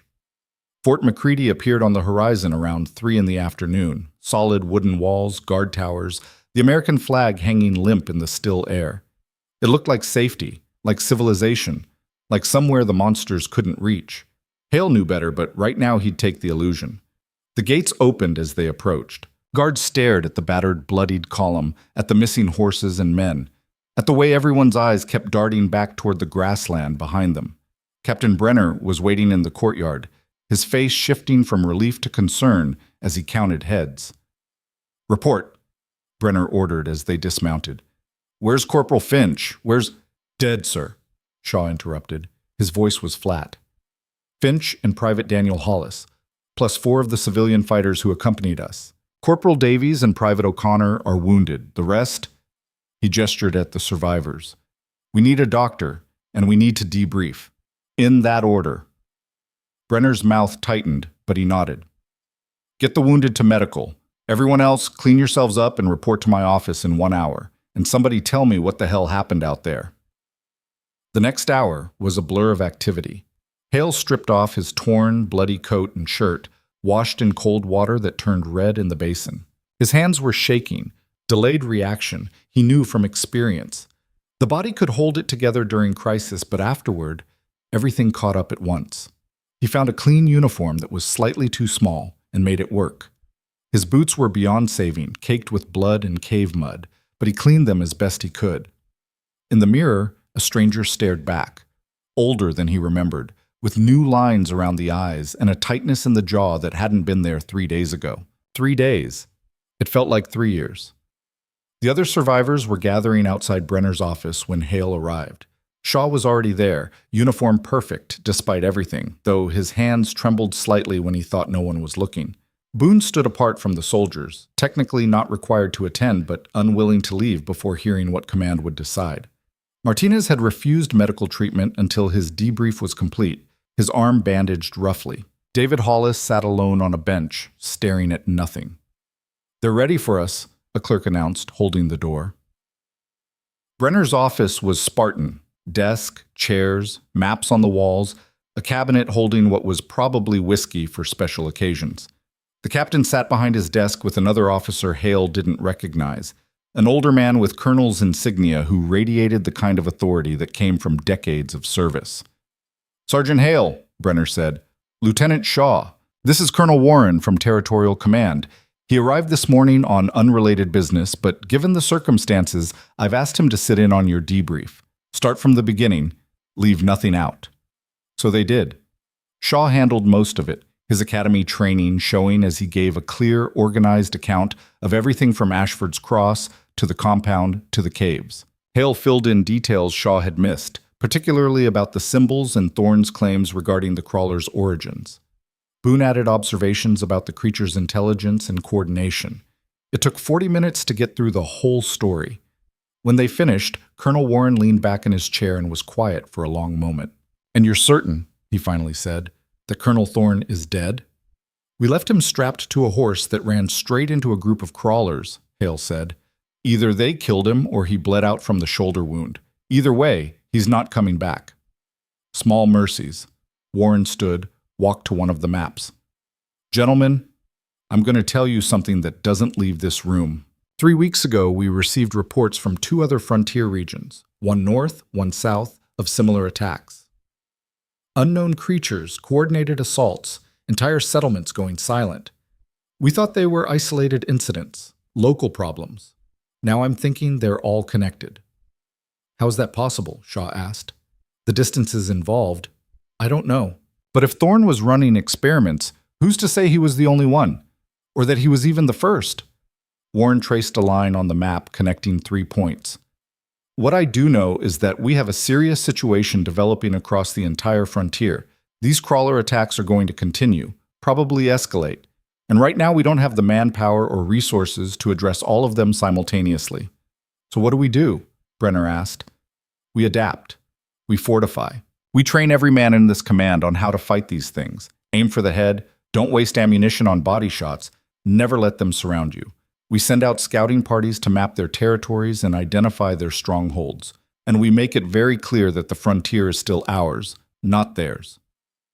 With respect, sir, Hale said carefully, we barely survived with 13 people, and that was only because we got lucky. You're talking about fighting a sustained campaign against an enemy we don't understand using tactics that might not work.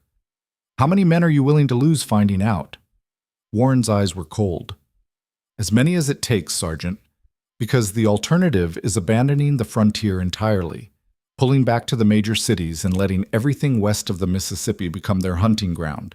And I'm not ready to surrender that much territory without a fight. He turned to Brenner. Captain, I want your best men formed into a special unit, fast response. They'll train specifically for crawler combat. When we get reports of attacks, they deploy immediately. Yes, sir. Sergeant Hale would be the logical choice to command. No, Hale interrupted. Both officers looked at him sharply. With respect, Captain, I'm done. My enlistment is up in 2 weeks, and I'm not re-signing. Find someone else to run your suicide missions. The silence that followed was heavy enough to crush stone. Sergeant, Warren said quietly, that's not a request. I'm aware, sir, but unless you're planning to extend my service involuntarily, which would require authorization from Territorial Command that you don't have time to secure before my discharge date, I'm telling you no. I've done my part. I've lost good men. I've seen things that'll give me nightmares until I die. I'm out. Warren's jaw tightened. For a moment it looked like he might try to pull rank anyway, consequences be damned. Then he nodded curtly. Dismissed, Sergeant. The rest of you remain. Hale saluted, properly, for once, and walked out. His hands were still shaking, his heart hammered against his ribs. He'd just ended his military career in the most spectacular way possible, and part of him couldn't believe he'd actually done it. The other part felt lighter than he had in years. He found Boone waiting outside, leaning against the wall with his arms crossed. That sounded like it went well, Boone observed. Told them I'm done. No more following orders from men who send others to die while they study maps. And they just let you walk out. Not much they can do. My enlistment ends in 2 weeks. They can make those 2 weeks hell, but they can't stop me from leaving. Hale rubbed his face. What about you? Warren's going to want civilians with experience. Probably offer you good money to stay on as a scout. Probably. But I'm not interested in joining another official operation. Had enough of that the first time. Boone straightened. I've been thinking about what you said in the caves, about how someone has to do the work. I think you're right, but I don't think it has to be the Army's work. What are you suggesting? I'm suggesting that the frontier's a big place. Lots of settlements out there with no military protection. Lots of people who are going to need help when the crawlers come calling. And lots of men, good men, who know how to fight but are tired of doing it in uniform. Hale understood what Boone was offering. A different kind of unit. Independent, mobile, not bound by protocol or chain of command or the need to wait for authorization before acting. Just people helping people because it was the right thing to do. It was insane. It was probably illegal under half a dozen military regulations. It would be dangerous and exhausting and would likely get them all killed within a year. I'm in, Hale said. Boone's grin was fierce. I was hoping you'd say that. Malcolm will be pleased. He's been trying to talk me into something like this for months. Said I needed a partner with actual tactical sense to balance out my tendency toward reckless optimism. Reckless optimism. That's what you're calling it? Better than suicidal stupidity, which is what he usually says. They were interrupted by Shaw emerging from Brenner's office. The lieutenant looked exhausted, older than his 26 years. But there was something else in his expression. Something that might have been relief. Sergeant, Shaw said formally. Then quieter. Rowan, for what it's worth, I think you're making the right choice. I wish I had the courage to do the same. You could, Hale pointed out. Your commission can be resigned. It can, but I signed on for 5 years and I've only served 2. My family... Shaw stopped, shook his head. It doesn't matter. What matters is that Warren wants me to take over the special unit, command a group of men hunting these things across the frontier. He thinks my academy training makes me qualified. You'll do fine, Hale said, and meant it. You've got good instincts when you trust them. Just remember, the book doesn't always have the right answer. Sometimes you have to improvise. I'll keep that in mind. Shaw offered his hand. It's been an honor serving with you, Sergeant. They shook. Shaw's grip was firm, his eyes steady. Whatever else happened, the boy who'd ridden out to Ashford's Cross was gone. The man who'd emerged from those caves would figure out his own path. Over the next 2 weeks, Hale quietly gathered the pieces of what he'd need for Boone's proposal. Martinez was interested. His enlistment was also ending soon, and he had no love for military bureaucracy.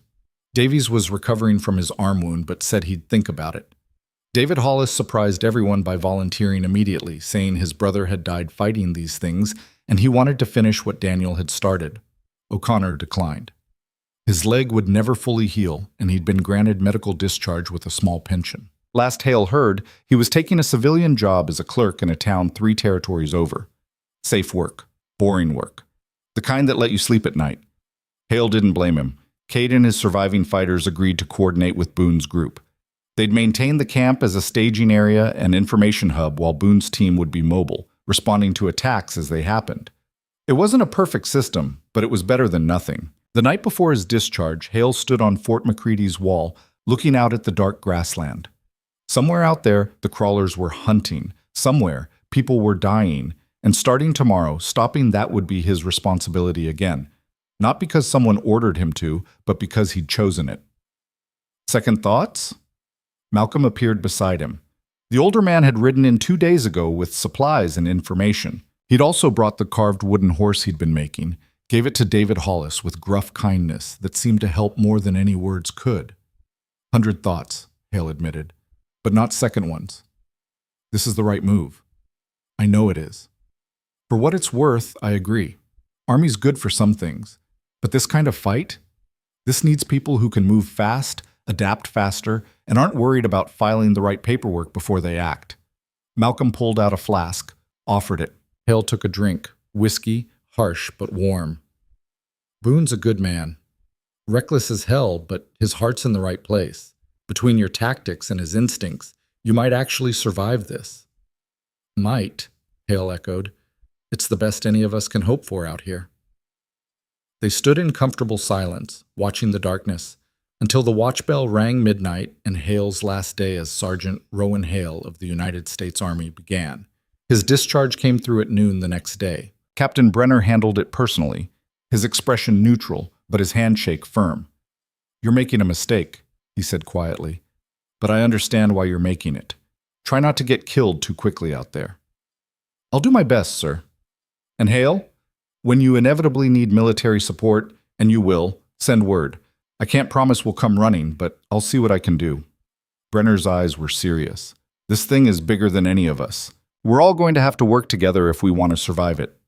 Hale nodded, accepted his discharge papers, and walked out of Fort McCready as a civilian for the first time in 12 years. Boone was waiting with horses. Malcolm had the supplies loaded. Martinez and David Hollis were already mounted, weapons checked, faces set with the grim determination of men who knew what they were riding toward. Ready? Boone asked. Hale swung into Duchess's saddle, felt the familiar weight of his weapons, the creak of leather. Behind him, the fort represented safety, structure, the comfort of knowing someone else made the hard decisions. Ahead lay the open frontier, danger, and the terrible freedom of being responsible for every choice. Ready, Hale said. They rode north, following reports of crawler activity near a settlement called Broken Creek. The sun was warm on Hale's face. The grass stretched endlessly, and for the first time in years he felt like he was exactly where he needed to be. 2 days later, they reached Broken Creek and found it under siege. The crawlers had hit at dawn, killed a dozen people, and driven the rest into the town's church where they'd barricaded themselves. The creatures were circling the building, testing its defenses, working their way toward an entry point. Hale and his team arrived at noon. They had 5 people, limited ammunition, and no backup coming. The smart move would have been to retreat, ride for the nearest fort, report the situation, and let the army handle it. Instead, Boone looked at Hale. Hale looked at the church where terrified people waited to die. And without a word needing to be said, they all checked their weapons and prepared to attack a force 3 times their size, with no plan except to hit hard and keep hitting until something broke. Just like old times, Martinez muttered. We've known each other 3 days, David Hollis pointed out. I said what I said. They charged. 5 riders against 30 crawlers, their rifles cracking in the afternoon sun, their war cries cutting through the scratching sounds of the enemy. It was reckless and stupid and exactly the kind of fight that would get them killed eventually. But not today. Today, they would save Broken Creek. Today, they would prove that the frontier still belonged to the people who called it home. Today, they would be the thing that monsters learned to fear. Hale fired his rifle, hit his target, and felt something settle in his chest. This was who he was. Not a sergeant following orders, not a soldier in a system that valued protocol over lives. Just a man who decided that doing the right thing mattered more than doing the safe thing. The crawlers turned to face this new threat. Hale reloaded, aimed, fired again. And in the church behind them, the survivors heard the gunfire and knew that help had finally come. The crawlers scattered as the horses crashed through their line, but only for a moment. They regrouped fast, too fast, and Hale realized these weren't the disorganized creatures from the first attack at Cade's camp. These had learned. They moved with purpose, splitting into flanking groups, cutting off retreat routes like they'd studied human tactics. "They're hurting us," Boone shouted over the gunfire. "Trying to separate us from the church." He was right. 2 groups of crawlers were pushing left and right, forcing the riders away from the building they'd come to defend. If they got separated, if the creatures got between them and the survivors, this whole rescue would turn into a massacre. "Wheel around," Hale ordered. "Back-to-back formation. Push toward the church door." They turned their horses, forming a tight circle that moved as one unit. Duchess responded beautifully, her panic from earlier attacks replaced by something harder. She'd learned, too, when to rear and strike with her hooves, when to spin to keep the creatures at bay. The other horses followed her lead. Martinez's rifle cracked steadily, each shot precise despite the chaos. David Hollis fought with a fury born from grief, his brother's death channeled into controlled violence. Malcolm moved with the economy of someone who'd survived too many fights to waste energy on unnecessary movements. And Boone was everywhere at once, his revolver speaking in sharp punctuation marks while he guided his horse with his knees, one hand always free to grab a teammate's saddle when they faltered, to steady a shot, to point out threats. They reached the church steps. The door was barricaded from inside. Hale could see furniture piled against it through a window. He fired at a crawler trying to climb the church wall, hit it in the head cluster, watched it fall. "Inside," he shouted at the door. "Open up! We're here to help!" For a moment, nothing. Then the barricade shifted and the door cracked open. A man's face appeared, older, with a sheriff's badge hanging crooked on his vest. "How many of you?" the sheriff asked. "5? How many inside?" 23, counting children. "Can they fight?" "Some can. Most can't." Hale made a quick calculation. 5 experienced fighters plus maybe 10 civilians who could hold a weapon versus 30 crawlers who'd learned military tactics. The math didn't work, unless they changed the equation. "Malcolm!" Hale called. "You still carrying that oil?" Malcolm's face lit with understanding. He'd packed several flasks of lamp oil for their journey, standard frontier necessity that was about to become a weapon. 2 flasks. Enough for a good fire if we concentrate it. The crawlers don't like flame," Boone added, understanding where Hale was going. "Saw them recoil from torches at Thorne's compound. Then we give them a reason to recoil." Hale turned back to the sheriff. "You've got 10 minutes to get everyone armed who can be armed. Rifles, pistols, pitchforks, I don't care. And find me anything that burns. Furniture, curtains, your grandmother's quilts. We're going to need a lot of fire very fast." "What are you planning?" "Something stupid that might work. Now move." The sheriff disappeared. Hale and his team held the steps, their circle tightening as the crawlers probed for weaknesses. One got through Martinez's side, its claws catching David Hollis's leg. The young man screamed but stayed in his saddle, reversing his rifle to club the creature in the face until Martinez could get a clear shot. "They're getting bolder," Martinez observed, his voice tight with pain. Hale noticed blood soaking through his bandaged arm. The old wound had reopened. "Testing us. Waiting for us to make a mistake." "Then we don't make mistakes." Hale reloaded his revolver for the 3rd time. Or was it the 4th? He was losing count. His ammunition was getting low. They all were. Another 10 minutes of sustained fighting and they'd be reduced to knives and prayers. The church door opened wider. The sheriff emerged with 5 men and 3 women, all armed with various weapons. Behind them, others were piling furniture near the door, chairs, pews, anything wooden. One woman had her arms full of what looked like old hymn books. "That's everything that'll burn," the sheriff said. "Now what?" "Now we build a barrier." Hale dismounted, felt his legs wobble from exhaustion and adrenaline. 20 feet from the church door, semicircle formation. Stack it high and tight. When I give the word, we light it and fall back inside. The fire buys us time to regroup and figure out the next move. "What if they jump over it?" one of the civilian men asked. He was young, maybe 20, holding a hunting rifle like he actually knew how to use it. "Then we shoot them while they're in the air. Questions?" Nobody had any other questions. They worked fast, dragging furniture into position while Hale's team maintained a defensive perimeter.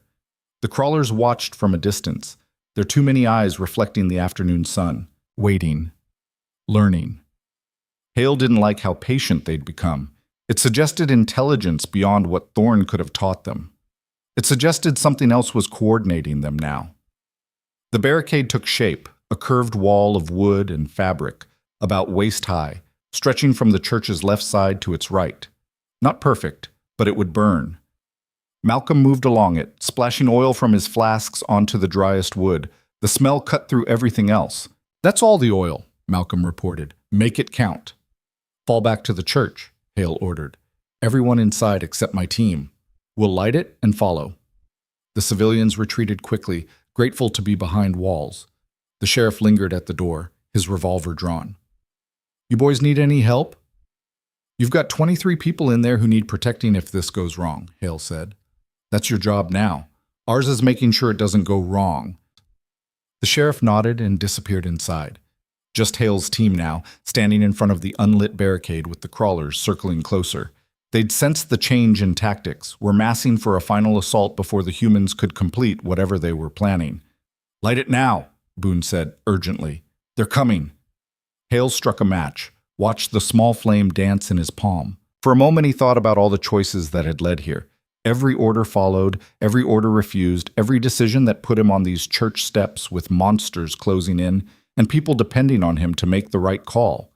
Then he dropped the match onto the oil-soaked wood, and the decision was made. The fire caught instantly. Flames raced along the barricade, jumping from piece to piece, fed by Malcolm's oil and the dry prairie wind. Within seconds, the entire semicircle was burning, a wall of heat and light that pushed the crawlers back. They screeched, that horrible almost language sound, and retreated from the flames. Some tried to circle around the edges where the fire didn't reach. Boone and Martinez dropped those with careful shots. Others tried to climb the church walls, away from the fire. David Hollis used his rifle to knock them down where the civilians inside could finish them with pitchforks through the windows. "Inside!" Hale shouted. His team fell back through the church door, pulling it shut behind them. The sheriff and 2 other men immediately started rebuilding the barricade while the women reloaded every weapon they could find. The interior was cramped. 23 civilians plus 5 fighters in a space meant for Sunday services, not siege warfare. Children huddled in corners with their mothers. Old men gripped weapons with arthritic hands, ready to die protecting their families. The air smelled like fear and sweat and gunpowder. Through the windows, Hale watched the crawlers regroup. The fire was holding them back, but it wouldn't last forever. Already the flames were starting to die down as they consumed the available fuel. 20 minutes, maybe 30 if they were lucky, before the barricade burned to nothing. "We need a plan," the sheriff said. His name was Porter, he'd told Hale. Been sheriff of Broken Creek for 8 years. Good man by all accounts, but not trained for this. "We can't stay here forever. Food's limited, water's limited, and those things aren't leaving." "How many horses in town?" Hale asked. "Maybe 15, scattered in various stables. Why?" "Because we're going to need them. Can't fight our way out on foot with civilians." Hale moved to the window, studied the town's layout. Broken Creek was small, one main street, maybe 40 buildings. The nearest stable was 200 yards from the church. Might as well be 2 miles with crawlers in the street. "We need a distraction, something big enough to draw most of them away from the horses." Fire worked once, Martinez suggested. His arm was freshly bandaged, but blood was seeping through again. The man needed a real doctor, not battlefield medicine, but he'd kept fighting anyway. Maybe we burned something else, something they care about more than us. Like what? They're not exactly sentimental creatures.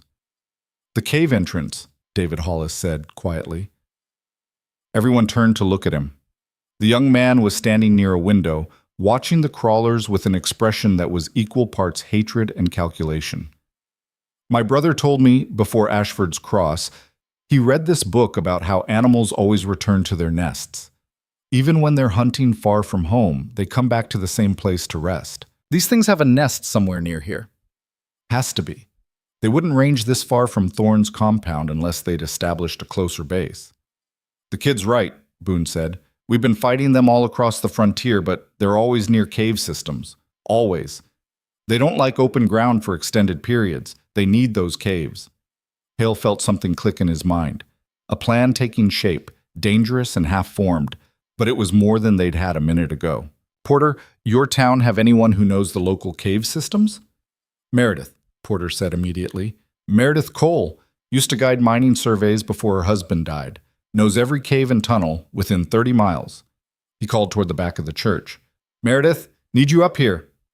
A woman pushed through the crowd, 50s maybe, with gray hair tied back and hands that looked like they'd seen hard work. Her eyes were sharp despite the fear everyone was carrying. You know a cave system close by? Hale asked without preamble. Something big enough to house maybe 100 of those creatures? Meredith didn't hesitate. Crow's Ridge, 3 miles north. Massive limestone caves, goes down at least a quarter mile. Mining company I worked for surveyed it 5 years ago, decided it wasn't worth the effort to extract anything. Too unstable. Whole system's probably one good earthquake from collapsing. Or one good explosion, Malcolm said, catching on. His weathered face split into a grin that was slightly unhinged. You're thinking what I'm thinking. If you're thinking we blow their nest while they're away from it, forcing them to choose between attacking us or defending their home, then yes. That's insane, Porter said. You'd need dynamite, someone who knows how to use it, and a way to get there and back without being torn apart. Dynamite we can get from your town stores. Every settlement keeps some for construction work. Someone who knows how to use it? Hale looked at Malcolm. The old man had mentioned mining work in his past. You know your way around explosives? Well enough to blow things up. Well enough to not blow myself up in the process, usually. Malcolm's grin widened. This is a terrible idea, and I love it. How do we get there and back? Martinez asked the practical question. There's crawlers between us and the horses, and more between here and Crow's Ridge. We split up, Hale said. The plan was solidifying now, each piece clicking into place even as part of his mind screamed that this was suicide.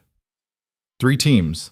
Team 1, Malcolm and Boone, gets to the dynamite stores, prepares the charges, and rides for Crow's Ridge. Team 2, me and whoever Porter can spare, creates a distraction that pulls the crawlers away from the stables long enough for Team 3 to get the horses and evacuate the civilians. What kind of distraction? Porter asked. The kind that makes them think we're escaping in the opposite direction. We break out the east side, fire weapons, make noise, lead them away. Once they commit to the chase, Team 3 moves. And if they don't fall for it? Then we die trying, but at least we die doing something instead of waiting in here for the fire to burn out. Hale looked around at the faces watching him, civilians who'd put their trust in 5 strangers because they had no other choice. I won't lie to you.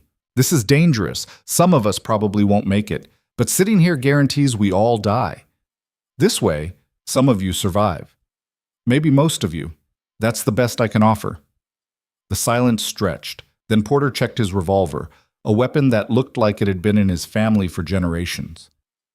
I'll go with you on the distraction team. My town, my responsibility. Besides, I'm too old to run to the horses. Might as well make myself useful. I'm going too, said the young man with the hunting rifle. His name was Thomas, barely out of his teens, but with steady hands. My mother and sister are here. I'm not hiding while others risk themselves. 2 more volunteers stepped forward. Brothers named Sam and Jack, who ran the general store. Both carried shotguns and had the look of men who'd done hard things before. That's 5 for the distraction team, Hale said. Who's leading the civilian evacuation? I'll handle it, Martinez said, though his face was pale from blood loss. Get them to the horses, ride south toward Fort McCready. If Shaw's got that special unit running, we might meet them halfway. If not, at least we'll die trying to reach safety instead of waiting for it here.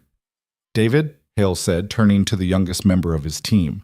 You go with Martinez. He'll need help corralling civilians and protecting them during the ride. I should be with you, David protested. I can fight. I know you can. That's why I need you protecting the people who can't. Hale gripped the young man's shoulder. Your brother died protecting others. Honor that. Get these people out alive. David's jaw tightened, but he nodded, understanding that sometimes the hardest assignment was the one that kept you alive while others died. The plan was set. Now came the hard part, executing it without everything falling apart immediately. They waited until the fire had burned low enough that the crawlers were starting to test the barrier again.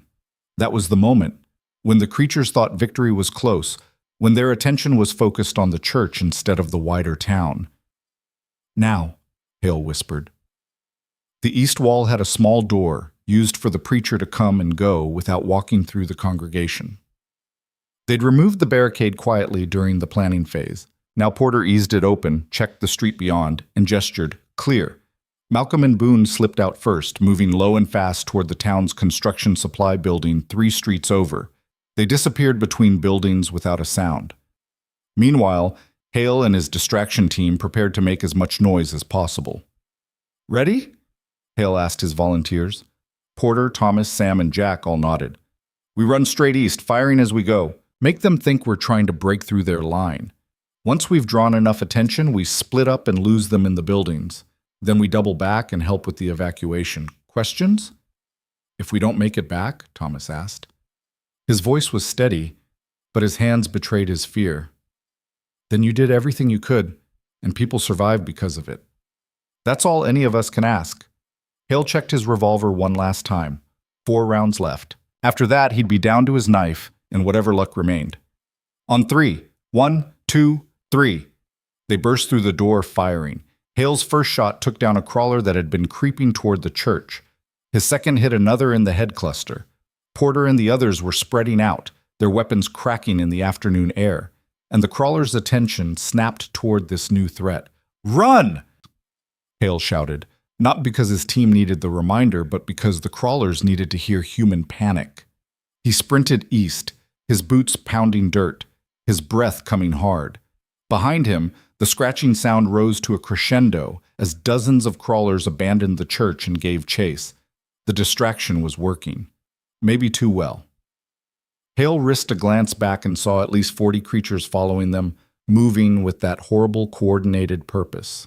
He and his team had seconds before they'd be overrun. Split! Porter yelled. He veered right toward the saloon. Thomas went left, toward a stable. Sam and Jack stayed together, diving through a mercantile's broken window. Hale continued straight, heading for the narrow gap between 2 buildings. The crawlers split to follow. That was the beautiful part. They were smart enough to divide their forces, but not quite smart enough to realize they were being manipulated. Each group thought they were hunting prey. None of them noticed Malcolm and Boone breaking into the construction supply building unopposed. Hale squeezed through the gap, his shoulders scraping wood on both sides, too narrow for the crawlers to follow easily. He emerged in a back alley, turned right, and ran. Behind him, the creatures were finding ways around, climbing walls and dropping from roofs, but they'd lost precious seconds. He needed to lose them completely. Ahead was a 2-story boarding house, its front door hanging open. Hale ran inside, up the stairs, through a bedroom where a family portrait watched with judging eyes. The window was open. He climbed through onto the roof, scrambled across shingles that threatened to give way, and jumped to the next building. His landing was rough. He rolled, came up limping, but kept moving. Below, the crawlers were searching the boarding house, their scratching sounds echoing up through broken windows. In another minute, they'd figure out where he'd gone. But a minute might be enough. He worked his way across rooftops, moving back toward the church. Below, he caught glimpses of his team doing the same. Porter emerging from a building 2 streets over, Thomas sprinting between alleys. Sam and Jack were pinned down in the mercantile, but holding. The crawlers were spread thin now, confused by prey that wouldn't stay caught. At the church, Martinez and David were leading civilians out through the east door. They moved in a tight group toward the stables, protected by the women who'd volunteered to guard the flanks with whatever weapons they could carry. The children were quiet, understanding without being told that noise meant death. A crawler spotted them. It screeched that horrible call and started to charge. David turned, aimed, fired. The creature dropped, but the sound had alerted others. 3 more were converging on the civilian group from different angles. Hale didn't think. He jumped from the roof, landed hard in the street, and ran toward the nearest crawler. His revolver was empty. His knife came out instead. He hit the creature at full speed, his momentum driving them both into the dirt. The knife went in under its jaw, punching up through the head cluster. It died thrashing. The other 2 crawlers turned toward him. Behind them, Martinez and the civilians made it to the stables. Horses whinnied, scared but being forced into some kind of order. They had maybe 30 seconds before the evacuation began. 30 seconds Hale needed to buy them. He picked up a piece of broken timber from the ground, hefted it like a club. The crawlers circled him, wary now. They'd learned that humans could be dangerous, especially humans who'd stopped running. "Come on," Hale said quietly. His voice was steady despite his hammering heart. "Let's see what you've got." They came at him together. Hale swung the timber, caught one across the face hard enough to stagger it. The other got through his guard, its claws raking his side. Pain exploded, but he kept moving, kept fighting. His boot caught it in the center mass, no effect, but it gave him space to swing again. This time the timber connected with its head. Once, twice, 3 times until the creature stopped moving. The other one was recovering. Hale's improvised weapon was cracked nearly in half. His side was bleeding, and he was out of options, except one. He charged, dropped the timber and tackled the crawler with his bare hands, his weight driving them both to the ground.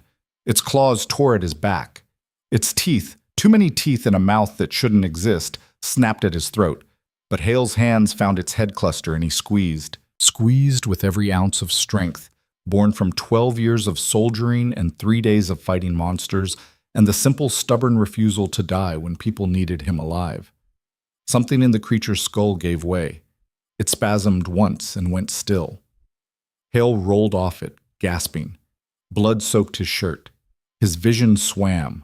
Across the street, the civilians were mounting horses, Martinez and David helping the wounded and elderly into saddles. They were going to make it. Porter appeared beside him, breathing hard, but alive.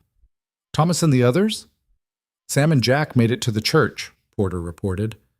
"Don't know about Thomas." As if in answer, gunfire erupted from the north side of town. Thomas, drawing more crawlers away. The kid was doing his job, probably dying doing it, but completing the mission anyway. Hoofbeats. The evacuation was starting. Martinez led the civilian column south at a fast trot, David riding rear guard, their weapons ready for any pursuit. The crawlers in the street watched them go, but didn't chase. They were waiting for something. The explosion answered what? It came from the north, from the direction of Crow's Ridge. A deep boom that shook the ground and sent birds scattering from every tree. Then another explosion, a third. Malcolm had reached the caves, had set his charges, had collapsed the entrance and probably a good portion of the underground system. Every crawler in Broken Creek froze. That horrible scratching language rose from dozens of throats simultaneously, a sound of rage and something that might have been fear. Then, as one, they turned away from the humans and started running north, toward their destroyed nest, toward the rubble that had buried their home and trapped whatever creatures had been inside. "They're leaving," Porter said, disbelief in his voice. "They're actually leaving." Hale watched them go, those pale bodies disappearing into the grassland, driven by instinct stronger than their learned tactics. Thorne had been right about one thing. These were animals at their core, no matter how smart they'd become, and animals always returned to the nest. "We need to move," Hale said, pushing himself to his feet despite the pain in his side, before they realized the nest isn't worth saving and come back. They found Thomas 2 streets over, pinned down in a shed with 4 dead crawlers around him. The kid had a bullet wound in his leg, but he was alive and grinning. "Did we do it? Did they evacuate?" "They did," Hale confirmed. "Because of you. You held them here long enough." Sam and Jack emerged from the church, helping each other walk. Both had injuries, but nothing that wouldn't heal. They gathered the remaining horses, 5 animals for 7 people, and rode double toward the south where the civilian column had fled. They caught up with Martinez's group 3 miles from town. The civilians were exhausted, scared but alive. When they saw Hale and the others, someone started crying with relief. Then others joined in until half the group was sobbing while they rode. Malcolm and Boone appeared an hour later, riding hard from the north, their faces black with soot and their eyes wild with adrenaline. The charges worked, Malcolm reported, collapsed about half the cave system. Saw at least 30 crawlers trapped inside when the roof came down. The others that reached the site are trying to dig them out. Might buy us a day, maybe 2 before they regroup. Then we use those days, Hale said. Get these people to Fort McCready. Get them under military protection. And then we do it again, Boone finished. Find the next nest. Blow it too. Keep hitting them until they either retreat deeper underground or learn that humans aren't prey anymore. We're predators too. Martinez nodded slowly. It's not a permanent solution. There's too many of them. Too much frontier to cover. No? Hale agreed. But it's a start. And sometimes a start is all you need. They rode through the night and into the next day. The civilians sang songs to keep the children calm, shared what little food they had, and told stories about Broken Creek before the monsters came, about the life they'd had and the life they'd rebuild once this was over. Fort McCready appeared on the horizon at noon the next day. The gates opened and soldiers poured out to help the wounded, to escort the refugees inside, to hear the impossible story about how 5 fighters and a handful of volunteers had held off a crawler swarm and won. Captain Brenner was waiting in the courtyard. His expression when he saw Hale, bloody, exhausted, but somehow still standing, was complicated. Pride and frustration, and something that might have been respect. You're supposed to be discharged, Brenner said. I am discharged. Doesn't mean I stopped working. Hale dismounted, felt his legs almost give out, caught himself on Duchess's saddle. 23 civilians saved from Broken Creek, 1 crawler nest destroyed, and proof that these things can be beaten if you hit them smart. Lieutenant Shaw's been asking about you. His special unit just finished training. They're mobilizing tomorrow to hit a crawler stronghold 2 territories over. Brenner's eyes were steady. He could use advisors, people with actual combat experience against these things. He could use independent contractors, Hale corrected. People who aren't bound by military protocol and can make decisions in the field without waiting for authorization. People who report results, not to superior officers. Brenner was quiet for a long moment. Then he nodded. I can work with that. You save settlements, we provide the backup and logistics. Unofficial partnership. Off the books. Sounds perfect. Over the next 3 months, Hale's team, they'd started calling themselves the Frontier Watch, though nobody could remember who came up with the name, hit 7 more crawler nests. Each one they destroyed weakened the creature's hold on the frontier. Each victory brought more volunteers wanting to join the fight. Shaw's special unit coordinated with them on 3 major operations. The young lieutenant learning to trust his instincts more and his training manuals less. Martinez recovered fully from his wounds and proved himself invaluable at teaching civilians how to fight when retreat wasn't an option. David Hollis became one of their best scouts, his grief over Daniel slowly transforming into purpose. Malcolm kept them all alive with his expertise in explosives and his ability to find humor even when things looked hopeless. And Boone became the thing he'd always been meant to be. Not a soldier following orders, but a fighter choosing his battles. Not reckless, but fearless when it mattered.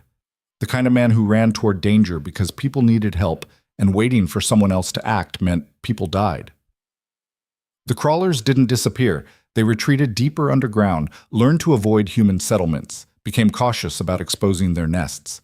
The frontier was still dangerous, people still died. But the tide had turned from inevitable extinction to survivable conflict. Hale stood on a ridge overlooking a settlement called New Hope, 6 months after leaving Fort McCready. Below, people were building homes, planting crops, living lives without constantly looking over their shoulders for monsters.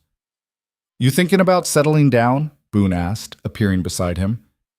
Thinking about how much there still is to do. How many settlements still need protecting? How many crawler nests we haven't found yet? That's not an answer. It's the only answer I've got. Hale turned to face his friend. 12 years in the army taught me how to follow orders. 3 days in hell taught me how to make my own. I'm not done making them yet. Boone's grin was familiar now. Good. Because I've got reports of activity near a place called Silver Creek. Sounds like our kind of problem. How far? 2 days' ride. If we leave now, we might get there before things get bad. Might, Hale echoed. That word had defined his life lately. Might survive.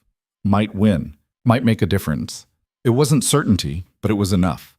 They gathered the team, saddled the horses, checked their weapons and supplies with the practiced efficiency of people who'd done this so many times, it was second nature.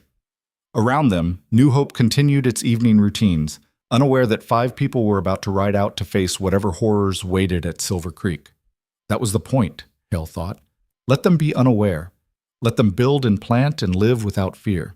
That was what the Frontier Watch existed for, to stand between the darkness and the light, to fight the monsters so others didn't have to.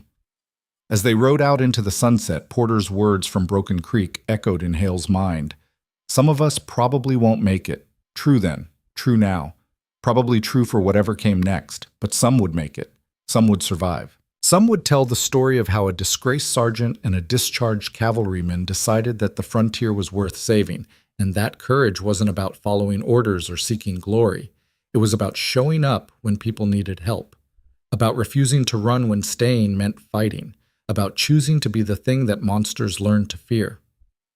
The sun set behind them, painting the grassland in shades of red and gold. Ahead, somewhere beyond the horizon, Silver Creek waited with its own crisis, its own desperate people, its own impossible odds. Hale spurred Duchess forward, his team following without hesitation, riding toward danger because that's what they did now, because someone had to. And they'd decided it might as well be them.